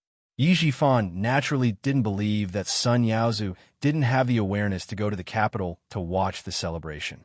Moreover, with his status, did he have the right to watch it live? "I'm talking to you about something serious now. Go somewhere safer and talk to me." He couldn't say it even if he didn't believe him. If they wanted to get rid of Yi Qian, only Sun Yaozu could do it. He just didn't know if this coward would do it. He hated Yi Qian so much that he wanted to kill him, but he could tolerate it. There was no other way. With Ho Zi in the southern province, Sun Yaozu didn't dare to make a move. Old Madam Yi had repeatedly warned that if they wanted to get rid of Yi Qian, Yi Jifan had to do it first. They shouldn't be so anxious to avoid being used as a tool. "Second brother, I really can't go anywhere else. I've already boarded the plane. If you had called 10 minutes earlier, I could have gone to the washroom and talked to you." Sun Yaozu, who was too fat, felt cramped in the business class seat. He moved his body and cursed unhappily. "F***CK. I can't get any comfort even if I spend money." Yi Xiang was touching up her lipstick with a small makeup mirror. When she heard that, she replied unhappily, "I told you to be careful and control your weight." Although she said that, her eyes that were no longer young flashed with a hint of pride. It would be better if he was fatter so that he wouldn't have the energy to do anything in a woman's bed. Otherwise, she might end up with an illegitimate child or something. The flight attendant's sweet voice greeted all the passengers on behalf of the entire flight crew. Sun Yaozu rolled his eyes and raised his phone so that Yi Jifan could hear the broadcast. Hearing the voice, Yi Jifan was convinced that Sun Yaozu had indeed gone to the capital. Then, Yi Jixiang's strange voice came from the other end. "Second brother, if you really have time, go to the hospital and visit Mom. Now that Mom can speak, as her son, shouldn't you go and accompany her? I didn't ask you to pay a single cent for the medical expenses. Can't you be more proactive about other things?"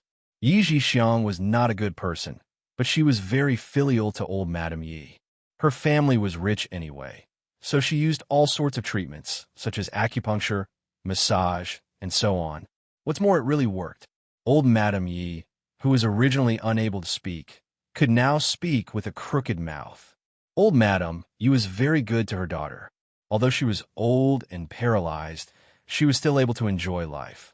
Some of the patients in the hospital were very envious.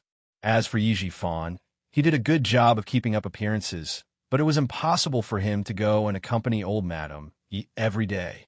If it wasn't for his vigilance back then, he would have ended up like Yi Xinfan. Hearing this, he said calmly, "Tell Sun Yaozu that Yi Qian might be investigating how her parents died back then. After you're done playing, think about how to deal with it. As her brother, I'm worried about what you're going to do." Huh. You guys ran out to play without saying a word. Chapter 1439. Then, he hung up the phone even though he clearly heard Yi Zhixiang anxiously say, "Hey, hey, hey." Yi Zhifan chuckled as he held the warm phone. "You want to fight with me? Dream on." He couldn't deal with Yi Qian because he had to take into account the military behind her. However, Sun Yaozu was nothing. He was a fugitive. Someone had erased his identity for him, so he could still let him break the law. Yi Zhixiang felt terrible. She handed the phone over with a pale face and said in a trembling voice, "My brother said, that wretched girl is investigating the past."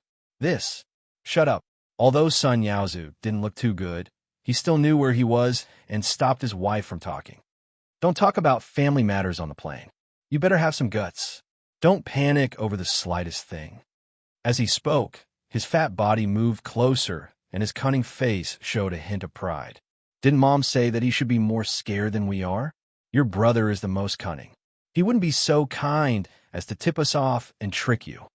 Yi Zhixiang had inherited old Madame Ye's selfishness, but not her shrewdness.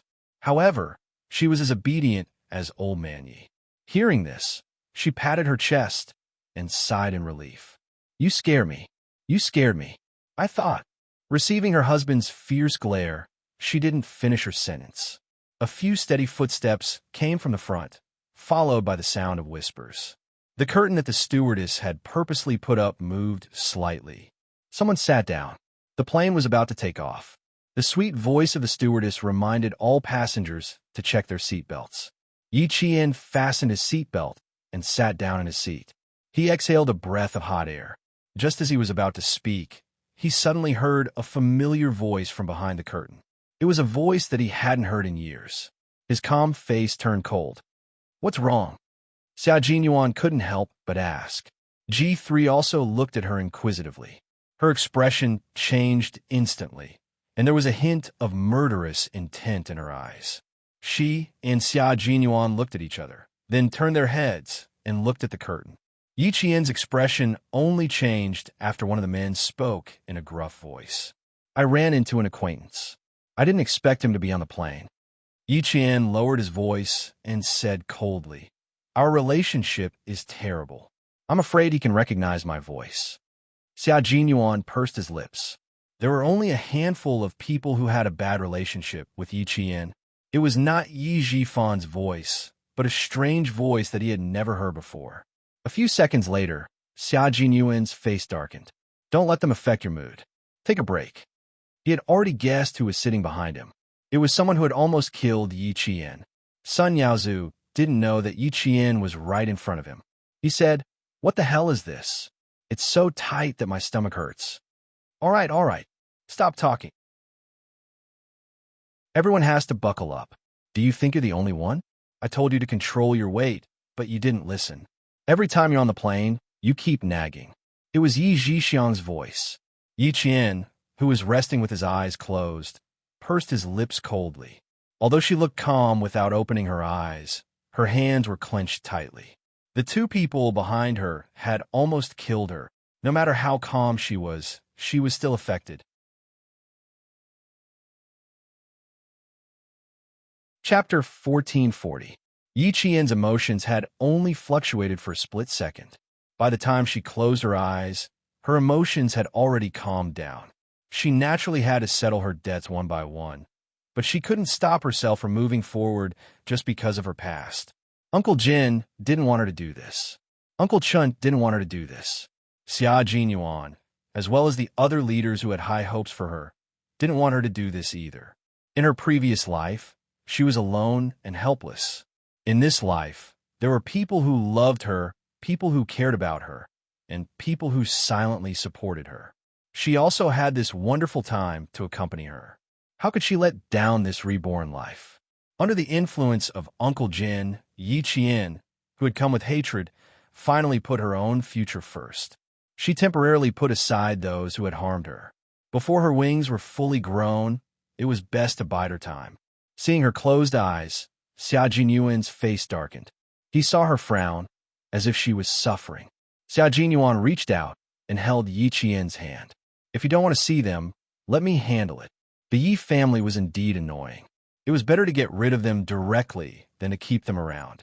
Yi Qian, whose eyes were still closed, gently shook her head, indicating that she didn't need Xia Jinyuan's help. What? Xia Jinyuan asked softly. His fingers gently caressed the soft skin in his hand. Her hands were very beautiful. Her skin was white and delicate. When he held them, it was as if they were boneless. It touched his heart. Just like him, there was a thin layer of calluses between her palms and fingers. This was the result of years of training. It's not a good idea to leave them alone. They have to be dealt with eventually. You stopped me in the past. Why do you still want to stop me now? Xia Jinyuan looked down and gazed deeply at his beloved girl. He didn't quite understand why she was so opposed to him handling the Yi family's affairs for her. After all, Xia Jinyuan was an important figure. Although he had joined the military, if he really wanted to make a name for himself, who would dare to not give him face? No matter how well hidden the person behind Yijifan was or how powerful he was, if he wanted to deal with a provincial official, would that person stop him? Would that person dare to go against the family Xiao? Before going against him, he had to consider whether he was strong enough. Yi Qian's eyelashes fluttered slightly, and his brows furrowed a little more, as if he had something difficult to say and didn't know where to start. Is there something you can't tell me? Xia Jinyuan asked again. He couldn't think of any other reason. The atmosphere became heavy. G3 glanced at Xia Jinyuan, then silently turned to look out of the window. Outside, the sky was clear for thousands of miles, and only the blue sky could be seen. This was the purest and most pure scenery. Yi Qian, just like the blue sky, was so pure and simple, but also had the mysterious vastness of the sky. People who looked at her couldn't help but admire her. What kind of unspeakable difficulties did she have? If she really was hiding something, then it must be extraordinary. Thinking of this, G3 hurriedly turned his head. His gaze was fixed on Xia Jinyuan, and Xia Jinyuan could feel it. Xia Jinyuan, who was waiting for Yi Qian's reply, looked up and saw his comrade communicating with him with his eyes. Speak properly. Don't be too impatient. He nodded slightly, indicating that he knew what to do. Seeing this, G3 was relieved and shifted his gaze back to the blue sky. He calmly admired the monotonous and boring clouds in the sky. Chapter 1441. Yi Qian did not open her eyes. It was as if she had really fallen asleep. Actually, she did not. It was obvious from her fluttering eyelashes that her emotions were fluctuating again. There were too many things that were inconvenient for her to talk about. She wanted to talk about them, but she did not know where to start or where to start. She was the only one who knew about those secrets. She was the only one who knew about them. She only wanted to solve those problems by herself. After a long time, Yi Qian slowly opened her eyes. She tried to smile to tell him that she was fine and that he did not need to worry. Xia Jinyuan felt a pang in his heart. He was very familiar with the look in her eyes. She had once looked at him with the same look in her eyes. There was a deep sadness and struggle in her eyes. Those eyes that were as bright as obsidian seemed to be covered with dust. Although she was smiling, it made him feel sad. His girl, his little fox, what secrets do you have that you can't talk about? Seeing the look in her eyes again, Xia Jinyuan was certain that Yi Qian had a huge secret in her heart that she could not tell anyone, not even him. It's good that you're fine. Go to sleep. After a long time, Xia Jinyuan smiled and said softly, if she did not want to talk about it, then so be it. The secret hidden in her heart was like a seed that had not yet sprouted. One day he would hear it. He held her hand, and she could feel that he was comforting her with his strength. His gentle gaze was like a feather, gently caressing her cold and hard heart. It inadvertently left a soft spot for her to feel warm. His gentleness made her feel at peace. Yi Qian nodded meekly and closed her eyes. The entire flight took about 3 hours. It was enough time for Yi Qian to have a good sleep. Originally, she was not sleepy, but under Xia Jinyuan's gentle gaze, Yi Qian felt at ease and didn't know when she fell asleep. G3 turned to look at Xia Jinyuan again. He raised his eyebrows and mouthed. Things seem a little tricky. Calm down. She will tell you when she wants to. Even G3 could tell that the little fox had something on her mind. I'm not in a hurry. Everyone is by my side. I'm not afraid. Xia Jinyuan answered. At the same time, he raised his hand and planted a kiss on the back of Yi Jian's hand under G3's gaze. G3. The chilly water got into his eyes. He wanted to use water to wash it away. Suddenly, he was provoked again. When the plane was about to land at Beijing Airport, Yi Qian had already woken up.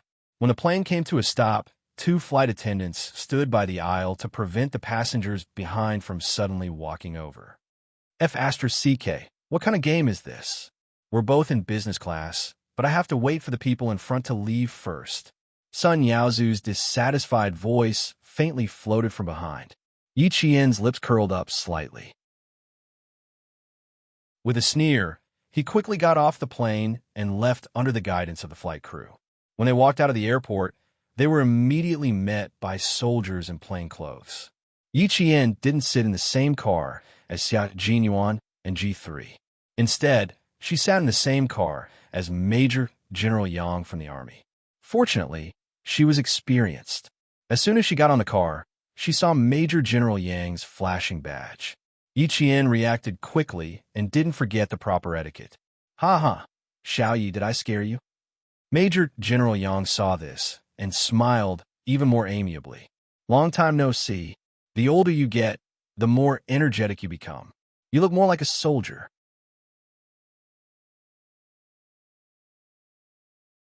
Chapter 1442.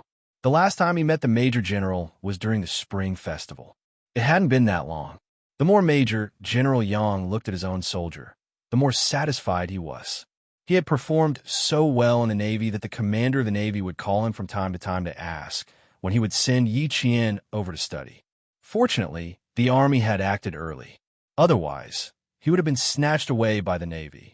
What scared him even more was that the commander of the Navy dared to play matchmaker. He wanted to introduce Yi Qian to Demon King Li as his girlfriend. He even said that they would be family in the future and that Yi Qian was welcome to visit at any time. He had ulterior motives.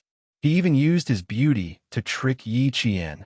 Now that he was in the capital, he had to squeeze some time out to have a heart-to-heart talk with the future Special Forces soldier. Don't be too reserved. We're just here to chat. There's nothing else. Don't be too nervous. The Major General could see that Yi Qian's expression was a little serious. He couldn't help but slow down and ask if the 3-hour trip was enjoyable. It was obvious that the Major General was very professional and rarely talked about family matters. Even the topics he picked were a little stiff. Yi Qian relaxed and smiled. Everything is fine. Captain Xia and the others took good care of me. I fell asleep less than 10 minutes after boarding the plane and only woke up when the plane landed. There was no pressure or nervousness during the whole trip. Not bad, not bad. You should seize the time to recharge your energy. He mentioned to you about the mission in the next few days, right? The fact that he could still sleep meant that he had good mental resilience and mental fortitude. The Major General even restrained his military might.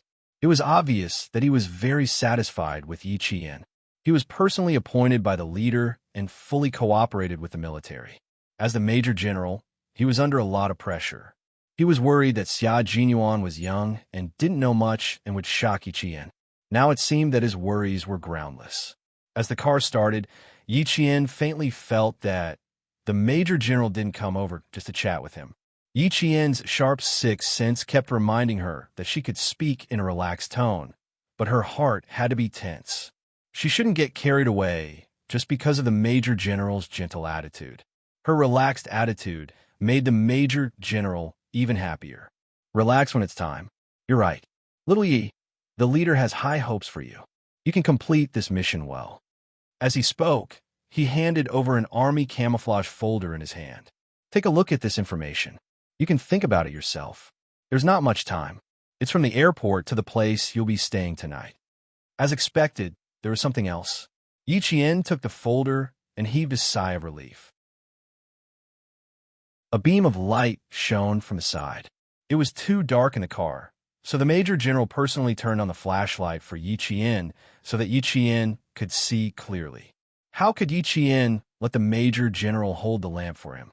He quickly reached out his hand, but the Major General raised his hand and avoided it. "Look carefully, don't get distracted. After reading it, remember in your mind and heart." The Major General's expression was extremely cold. Yi Qian's eyes narrowed, and he tensed up as he opened the folder. After looking at it for less than 3 minutes, Yi Qian's calm expression became more and more serious. Her eyebrows began to knit together. When she saw the death toll at the bottom, her eyes twitched violently. You can't see the danger because someone used their body to block the danger. In her mind, this sentence jumped out with the color of blood. Just because you can't see the danger doesn't mean it doesn't exist.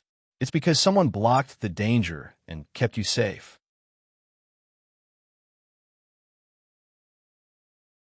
Chapter 1443. They're the evil organization that has caused the most harm to society since the founding of the People's Republic. They create and spread all kinds of rumors that threaten the stability of society. They have also made many public speeches to attack the country and the government. They also smuggle and distribute large amounts of their books and propaganda. Inside the car, as the Major General spoke coldly, the temperature seemed to drop by several degrees. This organization is not only in our country, but also abroad. The leader you are protecting is the person in charge of this case, so he has a lot of information in his hands. According to the intelligence, this organization has already launched a series of assassination operations. They're trying to assassinate the person in charge to prevent our country from investigating them. Yi Qian, once you accept the follow-up mission, the danger you will face will be even greater than the mission you carried out in Pakistan. Indeed, it was very dangerous. The Pakistani side had guns on hand when carrying out missions, so they could raise their guns and complete the kill at any time. You can't do it in China. You can only do it under special circumstances. As the light source of the thin flashlight was turned off, Yi Qian's expression was dimmed by the street lights outside. He couldn't tell what she was thinking at this time, nor could he see through her thoughts. In the past, she had basically carried out missions with Xia Jinyuan, so she only knew about it from him. What about this time? Was Xia Jinyuan going with her? There was also the problem of time. After pondering for a while, Yi Qian said, "Major General, I only have 7 days off. I'm afraid I won't be able to make it on time." As if he was sure she would agree, the Major General said, "You don't have to worry about the time. We will communicate with the school. Once you have thought about it, I will immediately contact the military and the local police." After speaking, the Major General paused for about 2 seconds, then asked Yi Qian, "Xia Jinyuan and the others have already told you which unit they are in, right? Do you have any thoughts?" "Thoughts? What kind of thoughts are you referring to?" "A super elite unit." Yi Qian smiled and replied with a yearning look in her eyes, "Major General, I'm not afraid of being laughed at, but this is my goal. I think every soldier would be proud to be able to join such a unit." It was a little different from what he had expected. He wanted to ask her if she had any concerns, fears, or hesitations, but he didn't expect to hear a completely different answer. The Major General narrowed his eyes slightly. The golden branches and leaves on his epaulets and the golden star emblem flashed across the neon lights. The Major General turned around and let himself face the young military school student completely. He wanted to see if she really thought so, if she was really so fearless. Yi Qian did not avoid the Major General's gaze and allowed him to size him up. Outside the car, there was only the sound of the engine. Inside the car, there was no sound. Not only did the air seem to have frozen, even the people inside the car seemed to be holding their breaths. The guard was not affected and continued to drive. After a long time, He heard the Major General's laughter. It was light and gratifying, and he was happier than if he had won a battle. Good, good, good. Without any more words, the Major General repeated the word good repeatedly to express his happiness. Such a female soldier, such an outstanding female soldier, a heroine. In the other car, G3 said to Xia Jinyuan, who was sitting by the window, the Major General came personally and ordered Yi Qian to go alone. Q King, something is not right. He could already smell the danger. However, Q King looked so calm that he wondered if he was overthinking things. Otherwise, as a boyfriend, how could Q King not feel anything? It was impossible for him to not feel anything.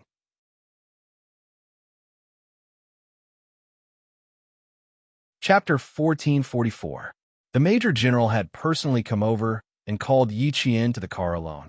This matter was already unusual, so there was no need to think too much about it. There's nothing unusual about it. The leader she's protecting is not ordinary. After the celebration, it's not impossible for there to be some follow-up missions. Didn't we experience it before? Xia Jinyuan said calmly. His elegant and handsome face was expressionless. There was only an unfathomable calmness on his face. If she has a solo mission, the military will not let us know. I have no right to ask. In short, he would not interfere with Yi Qian's actions, nor would he ask about her actions. This was the most basic principle of a soldier. The taciturn G3 suddenly looked up at Xia Jinyuan. Yi Qian is your girlfriend. Aren't you worried? Is there any use in worrying? Faced with his comrade's surprise, Xia Jinyuan smiled calmly. Is there any use in worrying during a mission? G3, Yi Qian is my girlfriend and also my comrade. On the battlefield, I will fight side by side with Yi Qian, just like how I fight side by side with you guys. When we are on a mission, I will work side by side with Yi Qian, just like how we divide the work. We are not just lovers. We are also comrades in arms who protect our country. When she's on a mission, I pray that she returns safely and that she completes the mission perfectly. Of course, I will be worried about her. That's why I pay great attention to her training. I will turn my worries into harsh training so that she can complete the mission with her own abilities and return safely. Xia Jinyuan and Yi Jian's love didn't involve too much romance and love.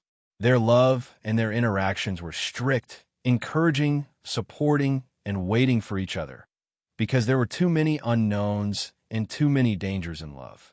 There was no way for the two of them to be together forever. Only by putting their lives on the line could they make each other feel at ease. G3 was speechless for a long time after hearing this. After at least 5 minutes, he nodded gently. I understand. It was a different kind of love, a different way of getting along with each other. It was a unique love between Q King and Yi Qian. That night, Xia Jinyuan did not meet up with Yi Qian. At 4 o'clock in the morning the next day, Xia Jinyuan saw Yi Qian, who was dressed in a low-key outfit, pass by him. He was responsible for keeping watch in the dark while she was responsible for personal protection. They each had their own duties and did not disturb each other. Director, this way please. Yi Qian, who had only slept for 3 hours that night, memorized the leader's itinerary. He spent 2 hours checking the places that the Director General would need to pass through during the day, confirming where there were blind spots and where there might be danger. Yi Qian went through all these details in advance.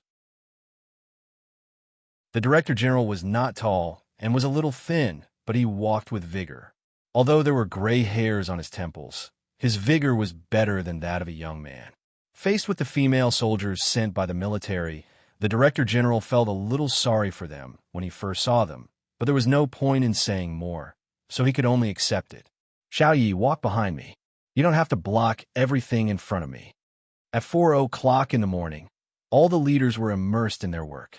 The 54-year-old Director General did not want Yi Qian to protect him with his life, so he reminded him from time to time.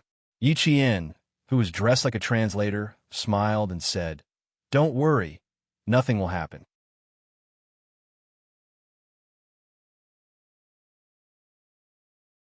Chapter 1445. The Director General wanted to walk to the front so that Yi Qian could protect him. He escorted the Director General to the bulletproof car. This was Yi Qian's second mission to protect a leader. He did not have any stage fright or fear. The soldier driving the car was from Zhongnanhai. Coincidentally, Yi Qian had trained with him in the underground training room of an abandoned factory in the southern province. When he saw Yi Qian last night, the soldier was surprised. The bulletproof car drove to the city gate tower. The car was not slow, but it was very stable and did not shake at all. The director general was wearing a gray Chinese tunic suit. He did not forget to tidy himself up after getting into the car, so that he would not be rude to the leader later. Yi Qian was not the only one protecting the leader. There were also soldiers from Zhongnanhai. They were mainly responsible for the journey from the hotel to the city wall. After that, Yi Qian would escort them all the way to the city wall. The celebration began at 10 a.m. All the leaders would prepare to enter the city gate tower in advance. In the control capital, the main roads at 4 a.m. seemed to be empty. However, in places where no one knew and no one could see, there were elite special forces hidden. It was autumn in October. Capital was already cold. Yi Qian got out of the bulletproof car and quickly blocked the director general's blind spot to get out of the car. Someone's gaze fell on her. It was cold and hard, like a cold blade brushing against her scalp. It was the gaze of a sniper hidden nearby. It was very tangible. "Thank you for your hard work, Xiaoyi." The director general was very polite. Facing a female soldier who was only 4 years older than his granddaughter, the director general was as kind as an ordinary grandfather. Yi Qian pursed his lips and smiled. "You're welcome. This is my duty. Please come this way and sit in the lounge for a while." "How can I sit still? My heart is surging with emotions. I'm looking forward to the celebration." In the wee hours of the morning, the temperature in Beijing was lower than during the day. When they got out of the car, they could feel the cold wind caressing their faces. The secretary walked at a leisurely pace with the composure of a leader. He chatted with Yi Qian in a relaxed manner. "It has been 15 years since the last military parade. Our country has experienced so many ups and downs in order to achieve the prosperity it has today. In the future, our country will become even stronger and stronger." Yi Qian, who was closest to the director general, lowered her head and listened attentively. When the director general asked her a question, she would immediately answer. She was highly focused and made sure that she could hear every word the director general asked. Time ticked by, and the morning sun arrived as scheduled. It was clear and bright like a mirror. On the straight main road, the 17 teams that were being inspected were already prepared. They stood facing the rising sun, waiting for the moment of inspection to arrive. 21 equipment squads were also waiting. There were main battle tanks, tracked infantry fighting vehicles, anti-tank missiles, surface-to-air missiles, aviation missiles, and other high-tech weapons and equipment that were designed and produced by themselves. The air echelon had already taken off and would appear in the sky above the heart of the motherland on time to accept the inspection of tens of thousands of people. This was a grand ceremony that represented the strength of the country and the prosperity of the nation. It was a report from the soldiers of our country to the motherland and the people. It was a celebration of not forgetting history and not forgetting our martyrs, to carry on the past and open up the future. All snipers are in position. The city gate tower is ready. The city gate tower is ready. Prepare to enter. Prepare to enter. A cold, metallic voice sounded in Yi Qian's earpiece. She followed the director general up the city gate tower and walked to the top of the city gate tower amidst the welcoming music.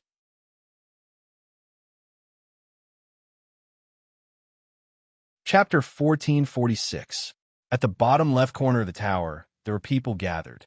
There were representatives of enterprises, companies, the country, overseas Chinese, and so on. They were all national outstanding representatives who had gone through strict checks and confirmed that they were not carrying any dangerous items. On the other side were ordinary citizens. They were also going to watch the celebration with the country's top leaders. Sun Yao was fat. Squeezing into the crowd made him feel a little out of breath. Listening to the welcoming music, he whispered to Yi Zhixiang, "Damn, I really made it in. Our people are too awesome. They even managed to get me in here. Tell me, is there anything I can't do in the future? It's a celebration. Ha ha ha. Sun Yaozu, can't believe I'm here. He used to be a fugitive who couldn't tell people his real name. Now, haha, this feels great. In a flash, he had become a good citizen. He could even watch the celebration. Yi Zhixiang was taking a video of herself with a DV camera. She raised her chin proudly and said to her husband, "This is nothing. Our lives will only get better and better." Back then, the fortune teller who matched our horoscopes said that I'm a blessing to my husband. I'm a blessing to you. That's right, that's right. You're a blessing to your husband. Sun Yaozu felt the same way. Ever since Yi Zhixiang married him, with old Madame Ye's help, they received a sum of money to invest. After 10 years, their family business expanded. They were so prosperous that they had nowhere to spend their money. Yi Zhixiang took the DV camera and pointed it at the tower. Her bright red lips moved up and down as she said, "You're secretly happy. In the future, our family will have mountains of gold and silver. We won't be able to spend them all even after several lifetimes." She didn't say the word money. Yi Zhixiang stared at the small square screen of the DV camera with an expression of disbelief. She nudged her husband. "Yaozu, look at the tower. Why do I see Yi Qian, that damn girl?" Sun Yaozu was stunned. "What? He thought he heard wrong. Let me see. Let me see again." Yi Zhixiang also thought she saw wrong. She tiptoed and looked up the tower again. She didn't see Yi Qian. Did I see wrong? Did I mistake her for Yi Qian? Of course she saw wrong. Was there need to say more? Sun Yaozu glared at his wife. Just focus on filming and cut the crap. How could she make it to the top of the city gate tower with that lousy appearance of hers? You should take your brain with you. But he didn't feel like he was seeing things. The bewildered Yi Zhixiang looked over again, but she didn't see anything. What they didn't know was that in a police station in a certain county, a retired policeman was staring at the TV screen with his eyes wide open. His focus was on the face of a young woman in formal clothes. Yi Qian. This was the Yi Qian that he had attended during his military training 2 years ago. Yi Qian, who had a 100% accuracy rate and stood in a military posture that was more like a soldier than a soldier. She actually accompanied the country's leaders to appear at the grand celebration and even watched the military parade with many of the leaders. The police officer didn't say anything. He just watched silently and was happy. Back then, he had said that the girl, Yi Qian, would definitely have a bright future. Look, he was right. She had actually come this far. Impressive. Too impressive.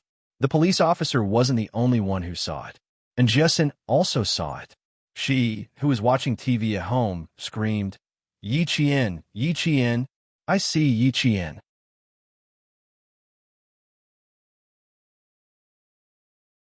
Chapter 1447. After screaming, she immediately covered her mouth and looked around the house. Luckily, she was at home and no one heard her scream. There was no news about Yi Qian attending the celebration. Could it be a secret? She was a military school student now. Inexplicably, and Jessen felt a little nervous. Of course, she felt even more proud. Yi Qian's figure was only caught by one set of cameras and disappeared in less than 3 seconds.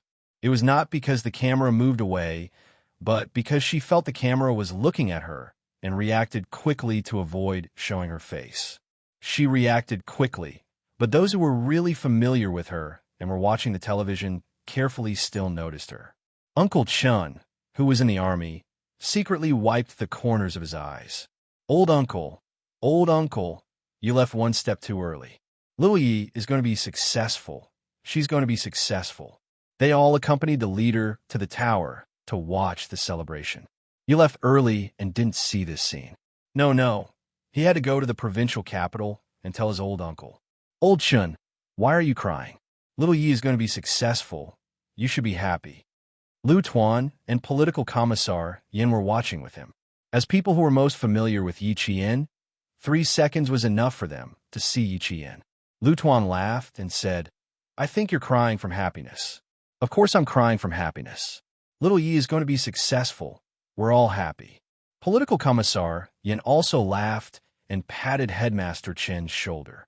"That's right. You should also relax. In the future, little Ye's path will only be wider and wider. She'll have great prospects. Principal Chen wiped the corners of his eyes again and smiled. I'm happy. It's a pity that old uncle didn't see it. Next time you go to the provincial capital, bring me along. I'll tell old uncle and let him be happy in the afterlife. The celebration was still going on. Yi Qian, who was avoiding the camera, pursed his lips a little. It was a live broadcast. Even if it was only 3 seconds, it would still appear on the television. He did not know if there would be any trouble. Luckily, it was only for 3 seconds. Even Yi Jifan and Ying did not notice it. They did not expect Yi Qian to appear on the city gate tower with a leader. A fighter jet flew past in the sky, its rumbling sound carrying a supreme deterrence, intimidating everyone in all directions. Even the people who were watching couldn't remain calm and raise their heads to watch. Yi Qian did not raise her head. Even though she knew that the security was so tight that even a mosquito would not be able to escape, she still followed her duties and paid attention to the surroundings to ensure the safety of the bureau chief. The dove of peace spread its wings and flew past the city gate tower. It flew into the sky, signifying that the celebration was about to come to an end. Yi Qian pressed down on his earpiece. After listening to the voice on the other end, he approached the Director General. Director General, we've captured 4 major criminals. All right, tell them to keep a close eye on him. The Director General maintained a smile on his face. He was not affected by the good news at all. Xiaoyi, tell them that the net has been set. Don't be in a hurry to retract it. I'm such a big bait. It's not a big deal to catch the 4 main criminals. We should catch them all in one go. Yi Qian nodded and relayed the Director General's words. All of the leaders walked down the city gate tower one by one. All of the leaders who were participating in the celebration began to leave in an orderly manner. It was a dark mass below the city gate tower. The armed police officers who were maintaining order began to organize them to leave. Yi Qian's work had just begun. In the crowd, Yi Zhixiang, who was waiting in line to leave, quickly rewound her camera. When a blurry face flashed across the screen, she held her breath and panicked. She pressed the rewind button and slow motion button. Her hands began to tremble. The blood drained from her face in a second. She did not see wrongly. She did not see wrongly.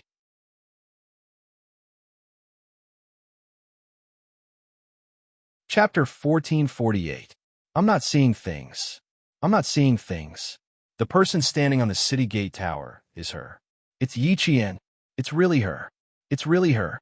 Yi Zhixiang was so scared that her limbs were trembling. She stared at the frozen figure, unaware that the audience in front of her had already walked a few meters away. Cold sweat dripped from her forehead. Sun Yaozu, who was walking behind her, didn't know what had happened. His wife hadn't left yet. He impatiently urged her, "Why are you still standing there?" The audience behind them also urged her, "The lady in front, can you please leave first?" Yi Zhixiang didn't know how she walked out. When she woke up, she was already standing on the side of the street. She looked up blankly at her husband, then looked around. Finally, her gaze fell on the city gate tower. It's her. It's really her. I'm not seeing things. Yaozu, I'm not seeing things. She was so scared that her voice couldn't be heard clearly. It was so light that she didn't have any confidence. Sun Yaozu, who was fat, was sweating all over. He was about to take off his sunglasses to wipe the sweat off his forehead with a tissue. He did not notice his wife's strange behavior. He took off his sunglasses and used a tissue to cover his blind eye. He casually replied, "What do you mean I didn't see wrong?" "Yi Qian. I just said that I saw Yi Qian." Yi Zhixiang, who had been looking at the city gate tower, blinked lightly and said in a dry voice, "I saw Yi Qian standing on the city gate tower. I'm not seeing things. She's really standing on the city gate tower. She's standing with the country's leader." Sun Yaozu didn't believe her. The muscles on his face trembled. He scolded Yi Zhixiang, "Are you crazy? See for yourself." Yi Zhixiang handed him the camcorder they had brought back from their overseas trip. "Look carefully. See if it's her." Sun Yaozu, who had snatched the camcorder, took a look and fell silent. Then the muscles on his face twitched. He gritted his teeth and said with a ferocious expression, "Damn it. It's really her. It's really that bastard." Yi Qian, whom Sun Yaozu wished he could end with his own hands, was sitting in the car. She was sitting in the car that was used to pick up the Director General, and her gaze was cold as she looked straight ahead. On the side of the road, two men stuck their heads out to take a look. They took out their phones and dialed a group of numbers. "Committee member, the car just passed by. We can't see clearly how many people are inside. No matter how many people there are, we're going to do it. Ha ha ha. We're going to succeed. We'll all become celebrities and heroes in the country." Someone replied with a loud laugh, full of ferocity. At noon, all the streets were once again open to traffic. Yi Qian's bulletproof car entered the ring road and began to drive towards the suburbs of Beijing. "There are two cars following behind us. Speed up." From the rearview mirror in the center of the car, Yi Qian saw that there were two heavy trucks following closely behind, trying to attack from both sides. "Drive towards Tongzhou." The driver was the soldier who had trained with Yi Qian. He took a look from the rearview mirror, and his chiseled face turned cold. "They want to run us over." "Yes, that's why we're going in the direction of Tongzhou. The highway there's newly repaired, so there are fewer cars." Yi Qian's lips curled up slightly. A faint smile appeared at the corner of his mouth. He was calm, and even a little excited.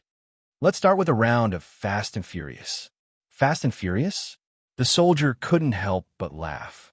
He held the steering wheel with one hand and gave Yi Qian an OK sign with his right hand. He began to deliberately tail the two heavy trucks behind them.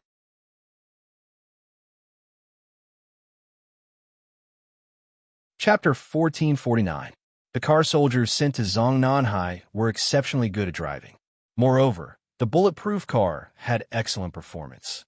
As long as they stepped on the accelerator, the car would instantly speed up and leave the two heavy vehicles behind in the blink of an eye. However, the car soldiers did not do that. They needed to lead them to Tongzhou.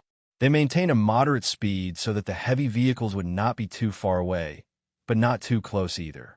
Just like when a big fish had taken a bait, the person who hooked it did not need to be too anxious. He just needed to stabilize the fishing rod. Xia Jinyuan and the rest were not done yet. They needed to wait for all the leaders to leave safely before they could put away their guns. The Hunting Eagle team has already captured 4 criminals. The director's intention is very clear. 4 criminals are not enough. He wants to catch all of them in one go. K7's calm voice came from the anti-noise headset. The director will be leaving for Tongzhou in 2 cars, one in front and one behind. Pigeon and T6 will cover him. Yi Qian will drive ahead. Xia Jinyuan, who was putting away his gun, did not stop moving. He said calmly, "How do you know so much? Are you involved?" "Yes, I'm heading to Guilin now. The so-called big committee of this organization is in Guilin. 10 minutes ago, the latest news came from the local area. 4 police officers went into the mountains to investigate and lost contact. There are rumors that the 4 of them are most likely dead. The big committee has ordered the military to send people into the mountains with the local authorities. The Hunting Eagle team will be in charge of clearing the outer area. We will be in charge of clearing the inner area. The car will arrive at your location in 3 minutes. See you in 3 minutes." After that, K7 ended the call. He turned around and saluted the Major General. "Major General, the mission has been issued. We are on standby and ready to depart.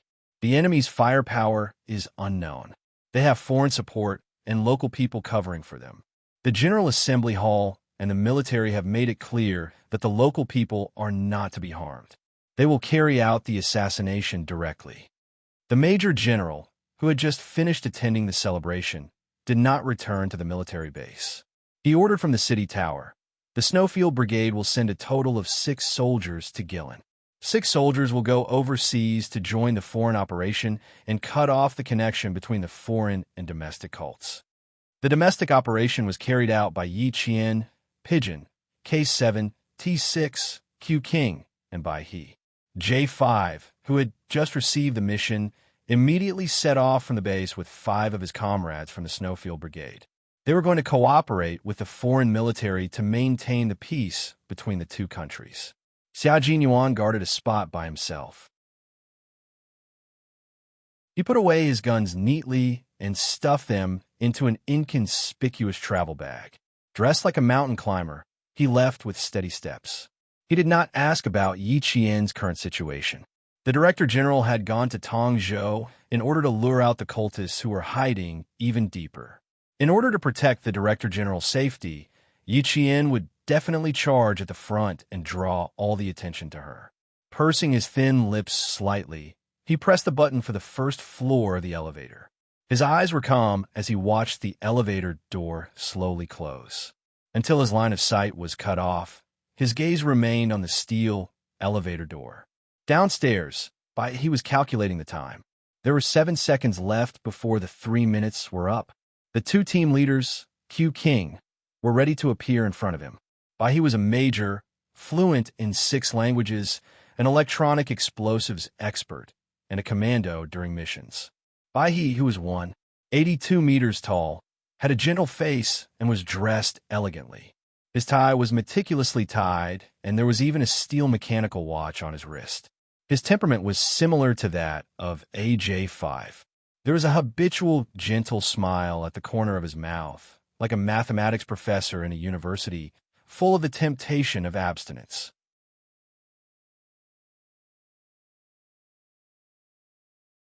Chapter 1450. This is the first time we're working with Yi Qian. Are there any taboos we can talk about in the car? Bai jumped into the car first. Then, he asked the captain, I've been looking forward to this mission for a long time. I'm a little nervous. Bai Dove. Their Chinese code names were all responsible for assassination and battlefield support. Yi Qian's missions with the Snowfield Brigade were all frontline fighters. Therefore, Dove was the only one who had met Yi Qian in this group of 12 Snowfield Brigade members. She fell in love with him at first sight. She would mention Yi Qian from time to time when she returned. She had even become Yi Qian's subordinate. Xiao Jinyuan got into the car and closed his eyes to rest. When he heard Bai he said calmly, She's very good. She won't be a burden to anyone. Her sniping is accurate. She's agile. She has good judgment, and she's full of adventurous spirit. Working with her will be a feast for the eyes. It was not an exaggerated compliment. It was the truth. I'm looking forward to it. The white crane smiled faintly as it looked forward with its beastly black eyes. The smile at the corner of its mouth gradually disappeared as the car started moving. They needed to pick up K7. They also needed to wait for K7 to come over to discuss the specific plan of action. Xiao Jinyuan did not get enough sleep last night. In order not to delay the upcoming mission, he made use of the time to catch up on sleep. The two of them did not talk much. They gathered their energy together so that they could be in a better state to take on the important mission. Yi Qian did not know that Xiao Jinyuan had joined the mission. At this moment, she was talking to Dove and T6. We're 500 meters away from the highway entrance in the direction of Tongzhou. We'll seize the opportunity to create an accident. You guys protect the director and quickly overtake them. The director's car was still behind and did not overtake Yi Qian's car. The director's car would only overtake them in the few minutes before the accident. In the car, Dove said softly, Okay, we'll seize the opportunity. Be careful on your side. We'll have to wait for you to come over for the next mission. It was not an easy task to create a car accident that did not involve oneself. The danger factor was no less than that of a gunfight. Don't worry. I'm looking forward to working with you again. Hearing Pigeon's concern, Yi Qian's eyes flashed with a faint smile. It was light, joyful, and without the slightest hint of fear. This kind of Yi Qian was definitely a real Special Forces soldier. In the face of imminent danger, she kept calm and did not allow herself to panic. Influenced by her, the soldiers driving the car were very calm. With both hands on the steering wheel, they slightly accelerated and entered the entrance of the Tongzhou Expressway. The people in the two heavy-duty vehicles did not realize that Yi Qian's vehicle was intentionally trailing them.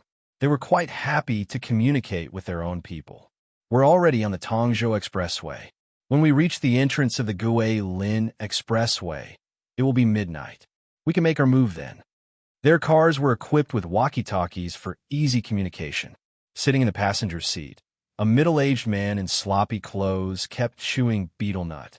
After listening to the driver's conversation, a trace of panic flashed across his face. Someone on the other side of the walkie-talkie laughed maniacally. "The car is insured. Just hit it. If we succeed, we will have money in our hands, and the committee members will think more highly of us. When the time comes, our whole families will become ministers.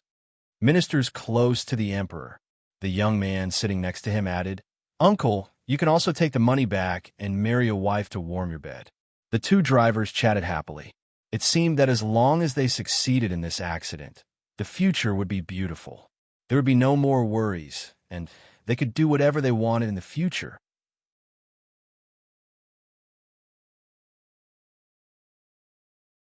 Chapter 1451.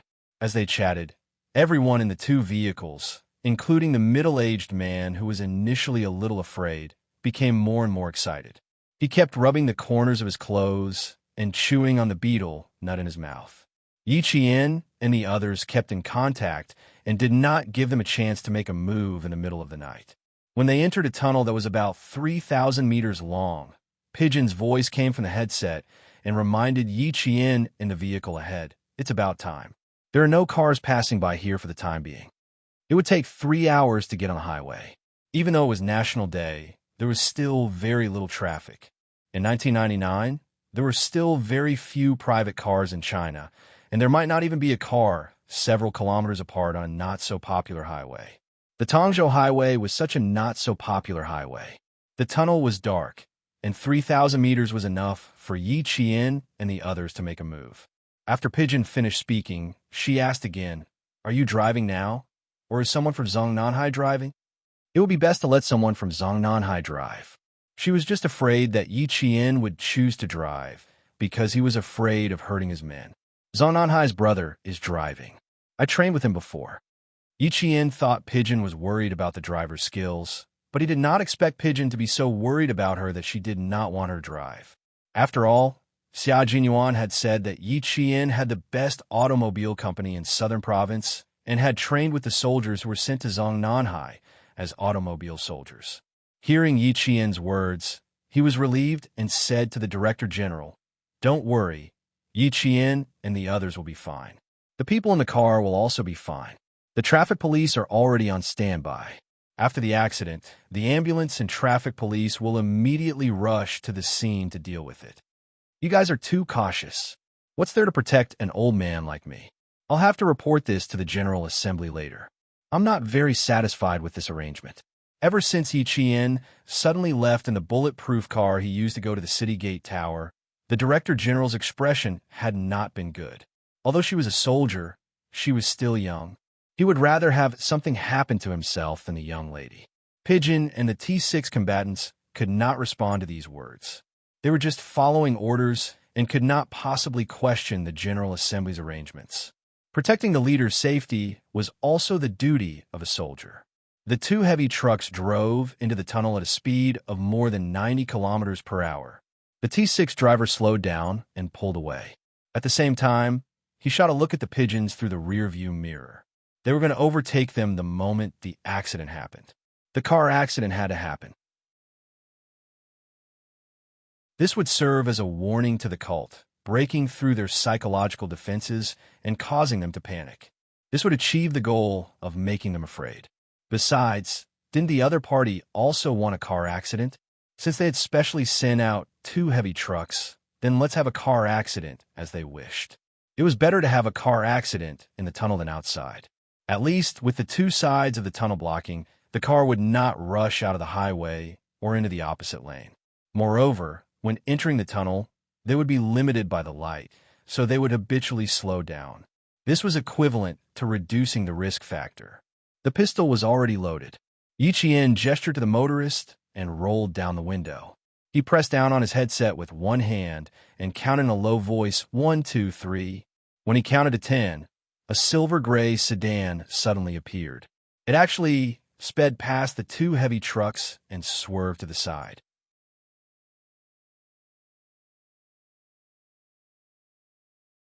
Chapter 1452. The second the car sped out of the tunnel, Yi Qian used the rearview mirror to extend the black barrel of his gun outside. After calculating the resistance caused by the car's speed, he silently fired the bullet from the gun. The entire process of shooting, retracting the gun, and then closing the car window again took about 10 seconds. 10 seconds was enough for the T6 to drive the silver-gray sedan to the front. 10 seconds was enough for a car accident to happen. The sharp screeching of brakes rang out in the tunnel. It was so urgent that it scraped against one's eardrums painfully. Immediately after, there was a loud bang as the car hit the ground. The front wheel, which had been pierced by the bullet, lost its balance.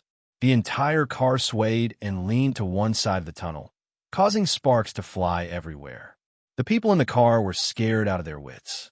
They had all come here with their dreams in mind and did not want anything to happen to them. If something happened to them, they would have no money, no future, and nothing. Step on the accelerator and get out of here. Quick, get out of here. The young man's eyes were bloodshot as he shouted loudly. He did not want anything to happen to him. He was a trusted aide of the committee member, and the committee member had already said that he would get this done. He had money, a lot of money. The driver was already panicking, and he became even more flustered after being yelled at. He did step on the accelerator, but it was too late. As a result, the front of the car collided with the front of the car next to it, causing it to tilt uncontrollably. Bam! An even louder crash rang out. The two cars dragged each other for at least 50 meters before coming to a stop. In the car, the middle-aged man, who was originally scared, was twitching. The lower half of his body was drenched in sweat. He was so scared that he lost control of his bladder. The traffic police and the ambulance entered the highway from another entrance. They sounded the siren and sped towards the site of the accident. Yi Qian and the others even brushed past the ambulance and police car. One was leaving the scene of the accident, while the other was driving towards it. I'll drive when we reach the next toll booth. Thank you for your hard work. Yi Qian unloaded the gun's magazine and said to the driver, "We'll be proceeding with the next part of the journey. You'll need to report back to Zongnanhai." The driver nodded. All right, we're still 24 kilometers away from the next exit. No one mentioned the car accident. This was a mission, and a very small one. There was no need to discuss it. Pigeon's pleasant voice came through the earpiece again. Yi Qian's ears itched. His voice was pleasant to listen to, but now that it was so gentle, it really did have a hint of gentleness to it. Yi Qian couldn't help but restrain his expression. Well done, Yi Qian. You used a total of 9 seconds. Beautiful. Pigeon said this purely to praise Yi Qian. Of course, the Director General also said, that you are very brave and capable. It was a very outstanding shooting from the car. The first shot did not give him a second chance to shoot. Relatively speaking, he also did not put himself in danger a second time. Accurate shooting had to be done on the first shot. If there was a need to fire a second time, not only would the enemy be more vigilant, but would also give the enemy enough time to counterattack. Therefore, when the comrades of the Snowfield Brigade executed accurate shooting, they would only give themselves a chance to fire one bullet. Yi Qian pursed his lips and smiled. Luckily, they weren't driving too fast. It didn't affect the bullet too much. It wasn't outstanding. It's not good to be so modest at such a young age. The Director General has something to say to you. Yi Qian heard the first half of Pigeon's sentence. Immediately after, the Director General's voice came through. It was still so amiable. When Yi Qian heard this, even the coldness in his eyes softened.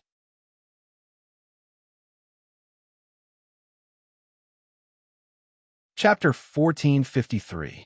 The higher the position of an official, the more approachable he would be. His speech would have the dignity of a superior, but he would also have an amiable side. When it was time to be strict, he would be strict, but in private, he would be amiable. This would show the boldness and breadth of mind of a superior. The high-ranking officials Yi Qian came into contact with were the great leader, Commander-in-Chief Xia, Major General of the Army, Rear Admiral of the Navy, and Director General of the Navy. Every one of them held a high position. Every one of them was awe-inspiring, and every one of them was approachable. However, they wouldn't let themselves down just because they were approachable. They would only respect, fear, and look up to them even more. This was a true leader. In comparison, Yi Jifan was much weaker. He was just a provincial official, but he was displaying his authority everywhere. He spoke in an official tone, as if he was afraid that others would not know that he was an official and had authority. In the face of the director's concern, Yi Jian felt warm in her heart after hanging up the phone. She respected the director even more. This was how a person of high status should be. It was precisely because Yi Qian had come into contact with so many high-ranking officials in her early days that it had a great impact on her growth in the future. She was domineering in the way she handled matters, yet she did not lose her friendliness. Later on, the officers under her all respected her greatly. At 5 p.m., the sky in the north was darkening. Yi Qian and Pigeon received a message from the military at the same time, informing them that the tunnel accident had been dealt with. The 4 criminals had all been sent to the hospital. Their injuries were not light, but they were not serious enough to lose their lives. Yi Qian wasn't worried about the criminals' injuries. He only said lightly, "Lucky? That's good too. Let them stay and let the police see if they can pry any useful clues out of them." Although the criminals were fellow countrymen, they were already standing in opposition to the country. They went against justice, broke the law, and harmed the people and police. To Yi Qian, they were enemies. They were enemies from their own country, their own countrymen. If it wasn't for the fact that the Director General was in the car, Pigeon would have laughed out loud. Yi Qian, what a wonderful person. When the Pakistani side was carrying out a mission, they saw that the children in distress were not afraid of their own danger. They bravely charged into the wolf's den and protected more than 20 Pakistani children by themselves. When he was ruthless, he was very ruthless. He had an exquisite heart that could distinguish between right and wrong. When facing the enemy, regardless of whether the enemy was old or young, he was very clear about the principle of being merciful to the enemy is being cruel to oneself. He did not hesitate to attack and did not regret it in the slightest. A girl like her was flexible, courageous, and intelligent. Q King had found a treasure when he found her. She dared to say that if the two of them fell out in the future, Yi Qian would definitely have many suitors swarming over. They would even secretly congratulate Q King for finally being dumped and Yi Qian being single again. We will be able to pry some clues out of him. There's a young man who is from the same place as the so-called committee member. He is considered a trusted aide. We will be able to pry a lot of useful clues out of him. Pigeon whispered to Yi Qian before hanging up. At this time, Yi Qian was already driving for himself. The soldiers from Zongnanhai had left from another exit an hour ago. Yi Qian drove alone behind Pigeon and the others, continuing to act as a target.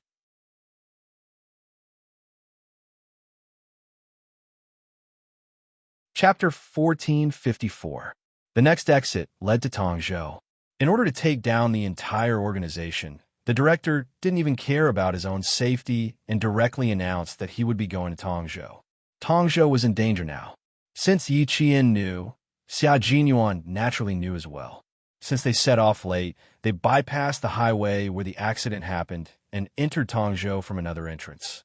Together with Bai He and K7, they waited at a rest area beside the highway exit for the director's car to arrive. Bai He, who was wearing a suit and tie, exuded a cold and aloof aura. From time to time, he would raise his head to look at Yi Qian to see if they were coming. When K7 saw this, his gaze fell on Xia Jinyuan. Her real boyfriend is here. Doesn't she know how to remind her comrade not to be so impatient? Speaking of which, he hadn't seen Yi Qian in a long time. Last time, when he was captured and almost couldn't make it back, Yi Qian actually snuck into the ST mercenary group to save him and avoided all eyes and ears to contact him. It was undeniable that when he heard that familiar voice, he was so excited that his heart raced nonstop. The second he saw Yi Qian, it was as if he had seen an angel. Yep, an angel with a holy aura. Sitting in the same row as Bai He, he lowered his head and flicked the non-existent dust off his body. Then he adjusted his tie. There shouldn't be anything inappropriate about his attire. He originally wanted to remind Xia Jinyuan, but now he was also looking forward to Yi Qian's arrival. Xia Jinyuan noticed the subtle movements of the two soldiers behind him. They were only happy to see Yi Qian because Yi Qian was their comrade. Other than that, they didn't have any other thoughts. There was no need to remind him. He believed that his comrade wouldn't cross the line.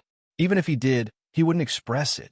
He would handle it on his own and wouldn't affect their comradeship.